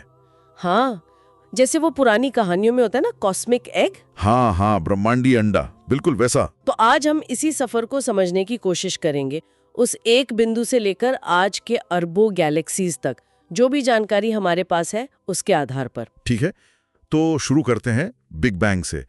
ये कोई धमाका तो नहीं था जैसा हम सोचते हैं? नहीं, ये सबसे बड़ा मिसकॉन्सेप्शन है। कोई खाली जगह में बॉम्ब नहीं फटा था। अच्छा, तो फिर क्या था? ये खुद स्पेस का फैलना था। सोचिए जैसे एक गुब्बारा फुलाते हैं। हाँ, जिसपे डॉट्स बने हो। बिल्कुल, तो गुब्बारा फूलता है तो डॉट्स दूर जाते हैं, वो सतह पर चल नहीं रहे, सतह ही फैल रही है। अच्छा, तो स्पेस खुद फैल रहा था। हाँ, और जैसे जैसे फैला वो ठंडा होता गया। शुरुआत में बहुत गर्म, एकदम रोशनी वाला, फिर धीरे धीरे अंधेरा हुआ। तो इस फैलते हुए ठंडे होते यूनिवर्स में क्या था? सिर्फ गैस? ज्यादातर हाइड्रोजन और हीलियम गैस, हल्के बादल, और फिर आई ग्रेविटी, गुरुत्वाकर्षण। हाँ जी, इसी ने उन गैस के बादलों को खींचना शुरू किया। वो घूमने लगे, चपटे होने लगे। जैसे वो डांसर वाला उदाहरण आपने दिया था, हाथ फैलाने और सिकोड़ने वाला। हाँ बिल्कुल, हाथ से कोड़ो तो तेज घूमते हैं। वैसे ही ये बादल घूमकर चपटे हुए और गैलेक्सीज बन गई, कुछ स्पाइरल चक्री जैसी, जैसे हमारी मिल्की वे। हाँ, और कुछ अंडाकार मतलब इलिप्टिकल। कमाल है। लेकिन गैलेक्सीज के अंदर क्या हुआ? तारे कैसे बने? उन्हीं गैलेक्सीज के अंदर गैस के छोटे बादल, वो भी ग्रेविटी से सिकुड़े, इतने सिकुड़े कि उनके सेंटर में, कोर में बहुत ज्यादा प्रेशर और गर्मी। हाँ, और उससे शुरू हुए थर्मोन्यूक्लियर रिएक्शंस, हाइड्रोजन जल के हीलियम बनने लगे और बन गए तारे। रोशनी और गर्मी देने वाले तारे। बिल्कुल, छोटे तारे अरबों साल जलते हैं, जैसे हमारा सूरज, लेकिन जो बहुत बड़े तारे थे वो जल्दी खत्म हो गए। हाँ, लाखों साल में ही अपना ईंधन जला दिया और फिर वो फट गए। एक जबरदस्त धमाका हुआ, सुपरनोवा। सुपरनोवा। और उस धमाके में उन्होंने अपने अंदर बनाए भारी एलिमेंट्स, कार्बन, ऑक्सीजन, लोहा, सब कुछ वापस स्पेस में फेंक दिया। हाँ, और उन्हीं भारी एलिमेंट से फिर नए तारे बने, ग्रह बने और हम और आप भी बने। अरे वाह, मतलब हमारे शरीर का कार्बन, हमारे खून का लोहा, ये सब तारों से आया है। सचमुच हम सब स्टार डस्ट हैं। क्या बात है। ये तो अविश्वसनीय है। लेकिन हमें ये कैसे पता चला कि यूनिवर्स फैल रहा है? इसका क्या सबूत है? एक बहुत बड़ा सबूत है रेड शिफ्ट। हाँ। आपने वो डॉपलर इफेक्ट महसूस किया है? हाँ हाँ, पास आती है तो आवाज तेज, दूर जाती है तो भारी लगती है। बिल्कुल, लाइट के साथ भी ऐसा ही होता है। जब कोई गैलेक्सी हमसे तेजी से दूर जाती है तो उसकी लाइट वेव्स खिंच जाती हैं और हमें लाल रंग की तरफ खिसकी हुई दिखती हैं। एकदम सही, इसी को रेड शिफ्ट कहते हैं। हबल और ह्यूमासन ने देखा कि गैलेक्सीज दूर जा रही हैं और जितनी दूर उतनी तेज। तो ये बिग बैंग का पक्का सबूत हुआ। हाँ, ये बहुत मजबूत सबूत माना जाता है। लेकिन क्या सारे सवालों के जवाब मिल गए हैं या अभी भी कुछ पहेलियां हैं? पहेलियां तो हैं, जैसे कुछ बहुत दूर की चीजें हैं, क्वाजार। वो क्या होती हैं? बहुत पुरानी, बहुत चमकदार गैलेक्सीज के सेंटर। उनका रेड शिफ्ट कभी-कभी उनकी दूरी से मैच नहीं करता। ये एक मिस्ट्री है। और ये सवाल भी है कि यूनिवर्स हमेशा फैलता रहेगा या वापस सिकुड़ेगा? हाँ, ये बड़ा सवाल है। क्या ग्रेविटी एक दिन सबको वापस खींच लेगी? दिलचस्प बात यह है कि अपनी हिंदू विचारधारा में भी ब्रह्मा के दिन और रात वाली बात, सृष्टि और प्रलय का चक्र। हाँ, वो जो अनंत चक्र हैं वो कुछ इस ऑसिलेटिंग यूनिवर्स वाले आइडिया जैसा है कि ब्रह्मांड फैलता है, फिर सिकुड़ता है, फिर फैलता है। ये तो सोचने वाली बात है। तो मतलब हमने एक छोटे से बिंदु से शुरू करके अरबों गैलेक्सीज वाले इस ब्रह्मांड तक का सफर देखा। हाँ, और ये कहानी अभी पूरी नहीं हुई है। वैज्ञानिक रोज कुछ नया खोज रहे हैं। और इसे समझना मतलब खुद को समझना है, क्योंकि हम इसी का हिस्सा हैं। बिल्कुल, हम सब इसी कॉस्मिक कहानी के पात्र हैं। चलिए, एक आखिरी सवाल मन में छोड़ जाते हैं सबके लिए। सोचिएगा, क्या ऐसा हो सकता है कि हमारा ये पूरा यूनिवर्स हाँ, किसी और बहुत बड़े यूनिवर्स का सिर्फ एक छोटा सा कण हो, एक एलिमेंट्री पार्टिकल जैसा? और ये भी, क्या हमारे अंदर के कण वो खुद में पूरी यूनिवर्स हो? हाँ, और अगर ये यूनिवर्स बार बार बनता बिगड़ता है तो क्या हर बार नियम, फिजिक्स के लॉज बदल जाते होंगे? ये सवाल हमें वाकई अनंत संभावनाओं के दरवाजे पर खड़ा कर देते हैं। सोचने के लिए बहुत कुछ है। Chapter 10 is over. Moving forward to Chapter 11, that is the persistence of memory. नमस्कार, आज हम एक बड़े ही दिलचस्प सफर पर निकल रहे हैं। जानकारी मतलब इंफॉर्मेशन का सफर। हम अक्सर सोचते हैं भाई यादें हैं, ज्ञान है, वो सब बस हमारे दिमाग में ही होता है। हाँ, पर कहानी ना इससे कहीं ज्यादा पुरानी और बड़ी है। सोचिए, हजारों साल से इंसान ये सवाल पूछ रहा है, दुनिया कैसे बनी, ये सब जानकारी आई कहाँ से? सही बात है। अच्छा, तो इस जानकारी को मतलब इंफॉर्मेशन को नापते कैसे? कुछ तरीका है? हाँ, बिल्कुल। एक बुनियादी इकाई है बिट। बहुत आसान है, समझ लीजिए हाँ या ना का जवाब। अच्छा, जैसे कोई लैंप ऑन है या ऑफ, ये हुआ 1 बिट। या धरिए स्पेक अक्षर जैसे क, उसे पहचानने में करीब 5 बिट लगते हैं। ओके, 5 बिट एक अक्षर के लिए। तो फिर एक पूरी किताब में? एक किताब में? अरे उसमें तो लाखों, करीब 1 करोड़ बिट्स हो सकते हैं, 10 की घात 7। बाप रे, 1 करोड़ बिट्स। तो फिर ये इतनी सारी इंफॉर्मेशन ये जमा कहाँ होती है? ये सफर शुरू कहाँ से हुआ? देखिए, इसकी शुरुआत हुई जीवन के एकदम बेसिक कोड से, हमारे जीन्स में, यानी डीएनए में। डीएनए? हाँ, सुना है। हाँ, तो ये डीएनए ना सिर्फ 4 अक्षरों की भाषा है, 4 न्यूक्लियोटाइड्स, पर इसमें कमाल की जानकारी छुपी है। 4 अक्षर और इसमें जानकारी कैसे? ऐसे कि एक छोटा सा बैक्टीरिया भी ले लें तो उसमें करीब 10 लाख बिट्स होते हैं, मतलब 100 पन्नों की किताब जितनी जानकारी। एक बैक्टीरिया में 100 पन्ने। जी हाँ, और अमीबा में 40 करोड़ बिट्स, मतलब 80 किताबें। और हम इंसान या व्हेल मछली, हमारी तो हर एक कोशिका, हर सेल में कितनी? करीब 5 अरब बिट्स। 5 के आगे 9 शून्य, यानी 1000 किताबों जितनी जानकारी। सोचिए आपके शरीर की हर कोशिका में 1000 किताबें। ये तो अविश्वसनीय है। तो ये डीएनए करता क्या है इतनी जानकारी का? ये डीएनए ही समझे शरीर की इंस्ट्रक्शन मैनुअल है। ये बताता है कि शरीर कैसे काम करे, खाना कैसे पचाना है, सांस कैसे लेनी है, सब कुछ। ये कुदरत का पहला स्टोरेज डिवाइस है। वाह, कुदरत का स्टोरेज डिवाइस, कमाल है।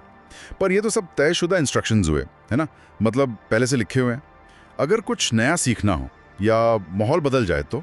बहुत अच्छा सवाल पूछा। बिल्कुल, जब माहौल तेजी से बदलता है या सिर्फ डीएनए की जानकारी काफी नहीं होती, तब तस्वीर में आता है दूसरा बड़ा स्टोरेज सिस्टम, हमारा दिमाग, हमारा ब्रेन। अच्छा, दिमाग? हाँ, इंसानी दिमाग तो एक अजूबा है। करीब 100 अरब न्यूरॉन्स हैं इसमें। 100 अरब? और उनके बीच कनेक्शंस वो तो 100 ट्रिलियन है, 10 की घात 14। इतनी स्टोरेज कैपेसिटी कि समझिए 2 करोड़ किताबें समा जाएं। 2 करोड़ किताबें हमारे दिमाग में? जी, यही दिमाग हमें सीखने, सोचने, याद रखने, प्रॉब्लम सॉल्व करने, दुनिया को समझने की ताकत देता है। ये डीएनए से कहीं ज्यादा फ्लेक्सिबल है, एडेप्टेबल है। तो दिमाग एक तरह का अपग्रेड हुआ डीएनए के ऊपर। पर ये बना कैसे? एकदम से आ गया? नहीं, एकदम से नहीं। ये धीरे धीरे परतों में बना, लेयर्स में। जैसे कोई पुराना शहर बसता है ना, धीरे धीरे फैलता है, वैसे ही। शहर कैसे? सबसे अंदरूनी, सबसे पुराना हिस्सा है ब्रेन स्टेम। ये जिंदा रहने के लिए जरूरी बेसिक काम देखता है। दिल की धड़कन, सांस लेना, एकदम फंडामेंटल। उसके ऊपर बना आर कॉम्प्लेक्स, जिसे रेप्टिलियन ब्रेन भी कहते हैं। रेप्टिलियन मतलब रेंगने वाले जीवों जैसा? हाँ, कुछ वैसा ही। ये गुस्सा, रस्में निभाना, अपने इलाके को लेकर आक्रामक होना, इस तरह के इंस्टिंक्टिव बिहेवियर को कंट्रोल करता है। समझिए हमारे अंदर का एक तरह का मगरमच्छ या चौकीदार। अच्छा, हमारे अंदर का मगरमच्छ, दिलचस्प है। और उसके बाद? उसके ऊपर आई लिम्बिक सिस्टम की परत, इसे मैमेलियन ब्रेन भी कहते हैं। ये भावनाओं से जुड़ा है, प्यार, डर, खुशी, मूड, बच्चों की देखभाल। भावनाएं। और फिर सबसे बाहर, सबसे नई, सबसे विकसित परत है सेरेब्रल कॉर्टेक्स। सेरेब्रल कॉर्टेक्स, ये सबसे जरूरी हिस्सा है शायद। बिल्कुल, यही हमारी सोच, विचार, विश्लेषण, भाषा, क्रिएटिविटी, हमारी चेतना, कॉन्शियसनेस का केंद्र है। यही वो हिस्सा है जो हमें असल में इंसान बनाता है। यही हिस्सा है जो अभी आपको और मुझे ये सब बातें समझने में मदद कर रहा है। कमाल है। तो जैसे शहर में पुरानी इमारतें भी रहती हैं और नए मॉल भी बन जाते हैं, वैसे ही दिमाग में पुराने हिस्से भी काम करते रहते हैं और नया कॉर्टेक्स भी। एकदम सही एनालॉजी है। और ये विकास ना हमेशा सीधा सपाट नहीं होता। कई बार इसमें संयोग, मतलब कोइंसिडेंस का भी बड़ा हाथ होता है। संयोग कैसे? जैसे हमारे हाथ में ये 5 उंगलियां हैं, है ना? हाँ। ये शायद सिर्फ एक संयोग है, क्योंकि बहुत पुरानी डिवोनियन काल की एक मछली थी, उसके फिन्स में 5 हड्डियां थी। हम उसी से विकसित हुए। अगर उस मछली के फिन में 4 या 6 हड्डियां होती तो शायद आज हमारे हाथ में भी उतनी ही उंगलियां होती। सच में? मतलब 5 उंगलियां होना बस किस्मत की बात है? बहुत हद तक हाँ। विकास ऐसे ही काम करता है। मौके और संयोग बहुत मायने रखते हैं। सोचिए, अगर डायनासोर खत्म ना हुए होते। हाँ, वो एस्टेरॉयड वाली थियरी, या शायद सुपरनोवा। कारण जो भी रहा हो, उनका खत्म होना हम स्तनधारियों, मतलब मैमल्स के विकास के लिए जरूरी था। अगर वो बच जाते तो क्या पता आज कोई डायनासोर जैसा बुद्धिमान जीव धरती पर राज कर रहा होता, हम नहीं। वाह, ये सोचने वाली बात है। खैर, तो डीएनए हो गया, फिर दिमाग। पर दिमाग की भी तो कोई सीमा होगी। मतलब कितना याद रख सकता है एक इंसान? बिल्कुल सीमा है। एक अकेले इंसान का दिमाग सब कुछ याद नहीं रख सकता। और यहीं से शुरू हुआ जानकारी जमा करने का तीसरा बड़ा पड़ाव। तीसरा पड़ाव वो क्या है? जानकारी को शरीर के बाहर स्टोर करना, एक्सटर्नल मेमोरी। मतलब? लिखना, किताबें। हाँ, लिखना, फिर किताबें, और आज के ज़माने में तो लाइब्रेरियाँ, कंप्यूटर, इंटरनेट, क्लाउड स्टोरेज, ये सब बाहरी ज्ञान के भंडार हैं। सोचिए, दुनिया भर की लाइब्रेरियों में हमारे दिमाग से भी शायद 10 गुना ज़्यादा जानकारी भरी पड़ी है। 10 गुना? ये किताबें, ये लाइब्रेरियाँ हमारी कलेक्टिव मेमोरी जैसी हैं। ये हमें हज़ारों साल पुराने ज्ञान से जोड़ती हैं, पीढ़ी दर पीढ़ी जानकारी आगे बढ़ाती हैं। सही बात है। अच्छा, आपने व्हेल का जिक्र किया था, क्या वो भी कुछ ऐसा करती हैं? उनके गानों के बारे में सुना है, बहुत लंबे और कॉम्प्लेक्स होते हैं। हाँ, व्हेल की दुनिया अद्भुत है। वो पृथ्वी के सबसे बड़े जानवर हैं, डायनासोर से भी बड़े। और वो मैमल्स हैं, हमारी तरह। बच्चों की देखभाल करते हैं, उन्हें सिखाते हैं, खेलते हैं। और उनके गाने? समुद्र में रोशनी कम होती है, सूंघना भी मुश्किल, तो वो आवाज़ पर बहुत निर्भर करते हैं। उनके गाने वाकई बहुत जटिल होते हैं, कभी कभी 15 मिनट से लेकर 1 घंटे तक लंबे। 1 घंटे तक? गाने में क्या होता है? उनमें शायद बहुत जानकारी होती है। कहते हैं एक गाने में इलियड या ओडिसी जितनी जानकारी हो सकती है, लाखों बिट्स। वो इन गानों को याद रखते हैं, बदलते हैं, एक दूसरे के साथ गाते हैं। शायद वो उनका तरीका है कम्युनिकेट करने का, ज्ञान बांटने का। लाखों बिट्स एक गाने में, पर हमने शायद उनकी इस दुनिया में बहुत दखल दे दिया है ना? हाँ, दुख की बात है। हमारे जहाज़ों का शोर, खासकर एक खास फ्रीक्वेंसी 20 हर्ट्ज का शोर, उनके संचार में बहुत बाधा डालता है। पहले वो शायद हज़ारों किलोमीटर दूर तक एक दूसरे से बात कर सकते थे। हज़ारों किलोमीटर? और अब शायद कुछ 100 किलोमीटर। हमने अनजाने में ही उनकी आवाज़ें छीन ली हैं, उन्हें खामोश कर दिया है। ये तो बहुत दुखद है। ये मानवीय दखल का एक पहलू है। पर देखिए, हमने जानकारी को बाहर भेजने का एक और बहुत ही अनोखा तरीका भी निकाला है। अनोखा तरीका? क्या? वॉयेजर अंतरिक्ष यान याद है, जो अंतरिक्ष में भेजे गए थे? हाँ, बिल्कुल याद है। उनमें से एक पर हमने एक सोने की परत चढ़ी हुई रिकॉर्ड भेजी है, एक गोल्डन रिकॉर्ड। Golden record? उसमें क्या खास है? उसमें धरती की आवाजें हैं, बारिश की, हवा की, जानवरों की पुकारें। 60 अलग अलग भाषाओं में नमस्ते भेजा है हमने। सच में? 60 भाषाओं में? और बहुत सारा संगीत है दुनिया भर का, व्हेल के गाने भी हैं उसमें। साथ में धरती और इंसानों की तस्वीरें हैं, और एक इंसान के दिमाग के तरंगे, ब्रेन वेव्स भी रिकॉर्ड करके भेजी हैं। ब्रेन वेव्स भी? माले, ये रिकॉर्ड क्यों भेजा? ये रिकॉर्ड इस तरह बनाया गया है कि ये अरबों साल तक सुरक्षित रह सकता है, हमारे डीएनए से भी ज़्यादा, हमारे दिमाग की यादों से भी ज़्यादा, और शायद किताबों से भी ज़्यादा टिकाऊ। अरबों साल? तो ये एक तरह का टाइम कैप्सूल है। हाँ, ये सितारों तक हमारा संदेश है। अगर ब्रह्मांड में कहीं और जीवन है तो शायद कभी उन्हें ये मिले। ये हमारी कहानी है, हमारी आवाज़ है, जो हमने अनंत में भेजी है। जीन से शुरू हुई कहानी, फिर दिमाग, फिर किताबें, और अब सितारों तक। क्या गजब का सफर है जानकारी का। अलग जीन से ब्रह्मांड तक हमने जानकारी को सहेजना और फैलाना सीख लिया। पर यहाँ एक बहुत बड़ा सवाल खड़ा होता है। क्या सवाल?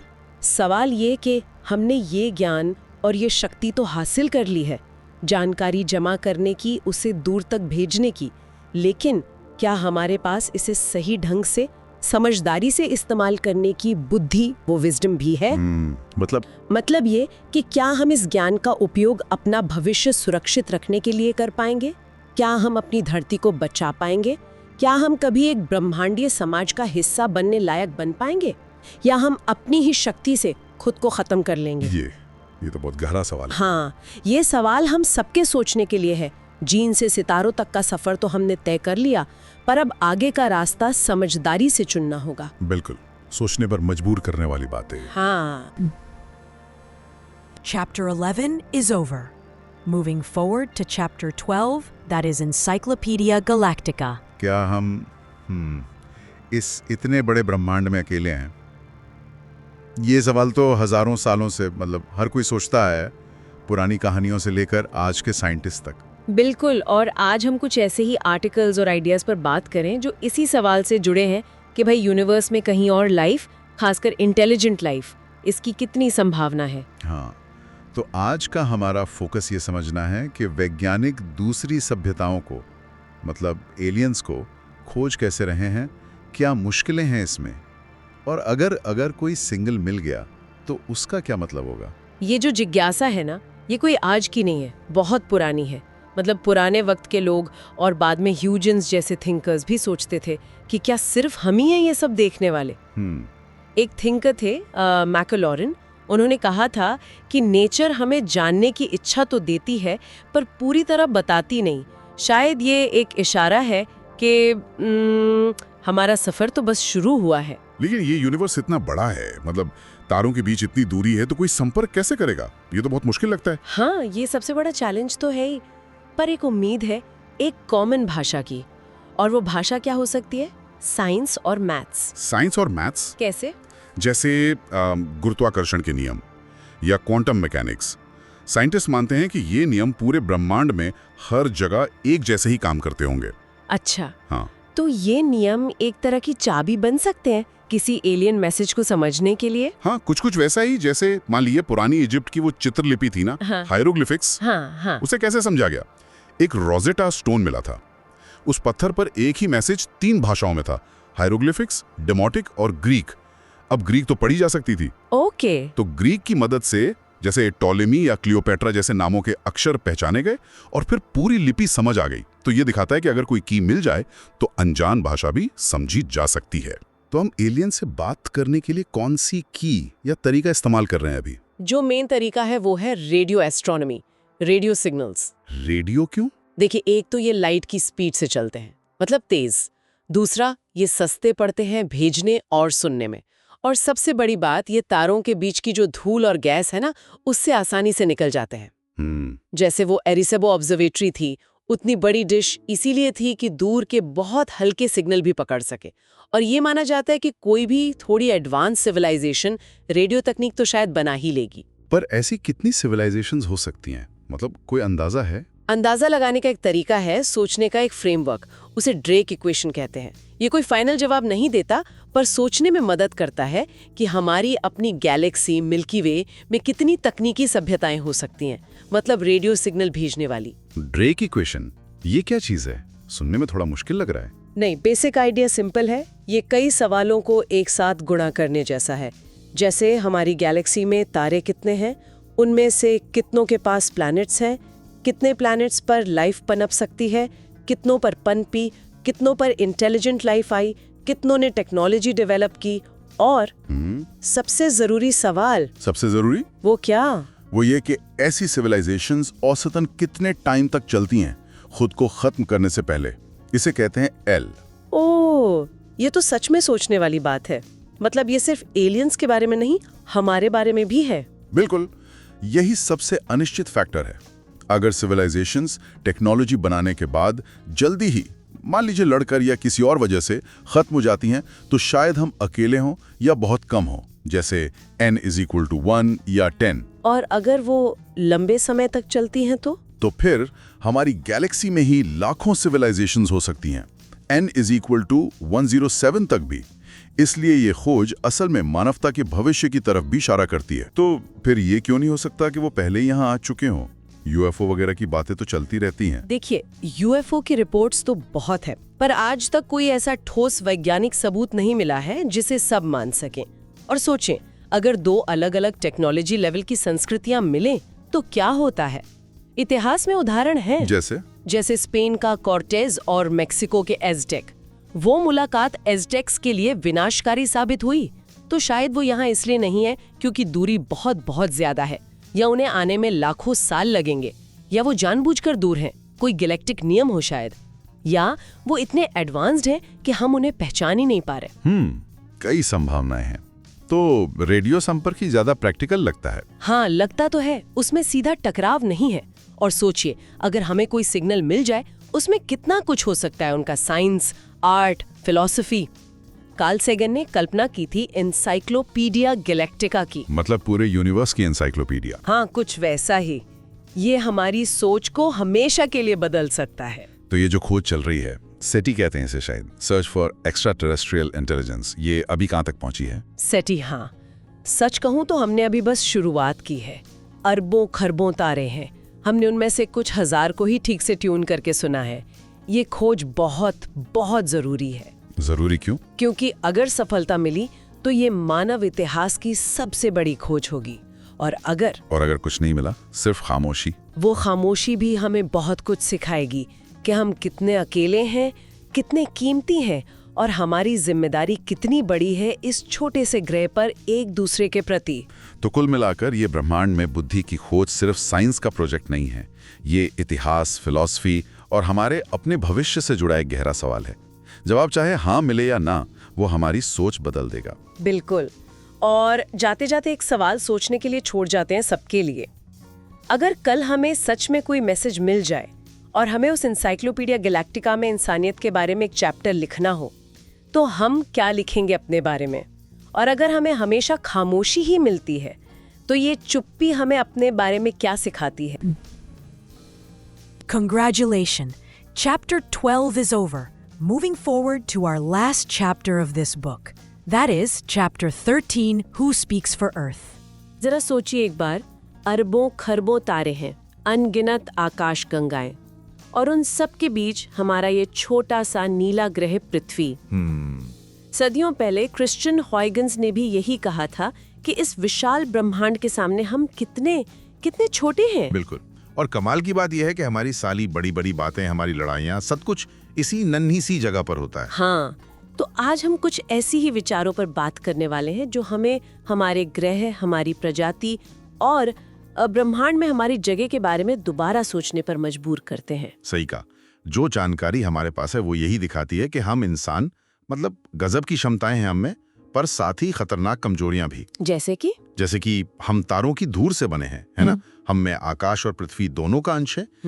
तो फिर सवाल ये उठता है कि भाई, अगर हम इतने शक्तिशाली भी हैं और इतने नाजुक भी, तो इस पृथ्वी का ध्यान कौन रखेगा? इसकी आवाज कौन बनेगा?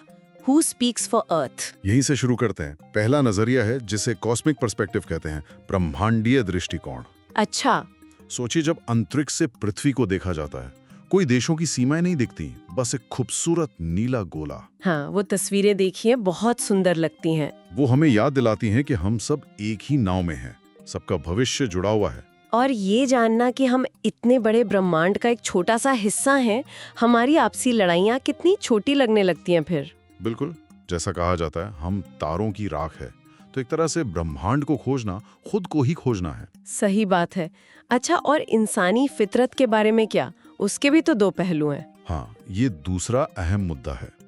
हमारे अंदर कुछ गहरी आदतें हैं, गुस्सा, आक्रामकता, अपने गुट के लिए वफादारी और बाहर वालों से दुश्मनी। ये सब हमारे विकास का हिस्सा है, एवोल्यूशनरी बैगेज कह सकते हैं, हजारों सालों से जो चला आ रहा है। हाँ, लेकिन हमारे पास करुणा भी है, सीखने की इच्छा है और जबरदस्त बुद्धि, इंटेलिजेंस है। और यही चीजें हमें बचा सकती हैं। बिल्कुल, यही हमारे बचने के साधन है। प्रेस्कॉट का जिक्र आता है। उन्होंने कहा था कि बचपन में मिला प्यार और किशोरावस्था में यौन इच्छाओं को ना दबाना समाज में हिंसा कम कर सकता। अच्छा, मतलब ये हमारे हाथ में है, हम अपना बर्ताव बदल सकते हैं। हाँ, उम्मीद तो यही है। पर इसी से जुड़ा है तीसरा और शायद सबसे बड़ा खतरा, परमाणु युद्ध। उफ, ये तो बहुत डरावना विषय है। जानकारी बताती है कि ये हथियार कितने भयानक हैं। सोचिए, दूसरे विश्व युद्ध के सारे बमों की ताकत आज के एक बम में है, और ऐसे हजारों बम हैं। हिरोशिमा की तस्वीरें, वो याद आते ही रोंगटे खड़े हो जाते हैं। जलते हुए लोग, तबाह शहर। और वो तो बस शुरुआत थी। एक पूरा परमाणु युद्ध वो सिर्फ फौरन मौतें नहीं लाएगा, सालों तक असर रहेगा। कैसा असर? ओजोन परत को नुकसान, मौसम में भयानक बदलाव, बीमारियां और शायद इंसानों में अजीब और खतरनाक बदलाव, म्यूटेशंस भी। पूरी सभ्यता खत्म हो सकती है। और फिर भी देश लगे हुए हथियार बनाने में, ये तो पागलपन लगता है। हाँ, आपसी अविश्वास इतना है कि सब मौत की तैयारी कर रहे हैं, जानते हुए भी कि ये पागलपन है। ये चलता जा रहा है। इस पागलपन के सामने ज्ञान, नॉलेज की क्या ताकत है? ये चौथा बिंदु है ना? बिल्कुल। सिकंदरिया की प्राचीन लाइब्रेरी याद है? ज्ञान का क्या अद्भुत केंद्र था। हाँ, सुना है। एरेटोस्थनीज ने वहीं पृथ्वी का आकार नापा था। हाँ, और यूक्लिड ने ज्योमेट्री लिखी। पर उस ज्ञान का एक दुखद पहलू भी था। क्या? वो ज्ञान आम लोगों तक नहीं पहुंचा।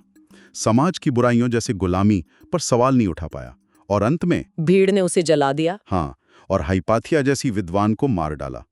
इससे सबक मिलता है कि ज्ञान समाज से जुड़ना चाहिए। यहीं पर साइंस काम आता है। साइंस कैसे? इसके 2 नियम हैं। पहला, कोई सच हमेशा के लिए नहीं होता, सबकी जांच होनी चाहिए। दूसरा, जो तथ्यों से मेल न खाए उसे बदलना होगा। मतलब हमेशा सीखते रहना और बदलते रहना। बिल्कुल। और ये सब हमें 5वें और आखिरी बिंदु पर लाता है। हम सब एक ही प्रजाति हैं, हमारा भविष्य एक है। हमारी वफादारी सिर्फ अपने देश या परिवार तक नहीं, पूरी मानवता और इस पृथ्वी तक होनी चाहिए। एक जगह लिखा है, 100 अरब आकाश गंगाओं में खोज लो, दूसरा इंसान नहीं मिलेगा। हर इंसान कीमती है। वाह, ये बात तो दिल को छू गई। और स्पेस एक्सप्लोरेशन, अंतरिक्ष की खोज हमें यही बड़ा नजरिया देती है। हाँ, वो ऊपर से देखने वाली बात। सोचिए, जो पैसा और टेक्नोलॉजी हम लड़ाई में लगाते हैं, अगर वो समझने और जीवन बेहतर करने में लगाएं तो? महंगा लगता है स्पेस एक्सप्लोरेशन, पर परमाणु हथियारों के खर्च के आगे कुछ भी नहीं है। तो कुल मिलाकर हम एक मोड़ पर खड़े हैं। हाँ, एक चौराहा है। एक तरफ तबाही का रास्ता है जो हमारी नफरत और अज्ञान से बना है, और दूसरी तरफ ब्रह्मांड को समझने और अपनी बुद्धि और करुणा से एक बेहतर दुनिया, एक ग्लोबल सोसाइटी बनाने का मौका है। हम सितारों की धूल हैं जिसने खुद को जानना शुरू किया है। बिल्कुल। और हमारी जिम्मेदारी सिर्फ अपने लिए नहीं, उस ब्रह्मांड के लिए भी है जिससे हम आए हैं।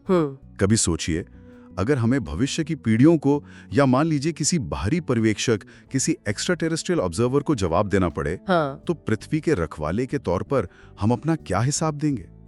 ये सवाल हमें सोचना होगा गहराई से। आपने मेरा वीडियो लास्ट देखा, इसके लिए बहुत बहुत शुक्रिया।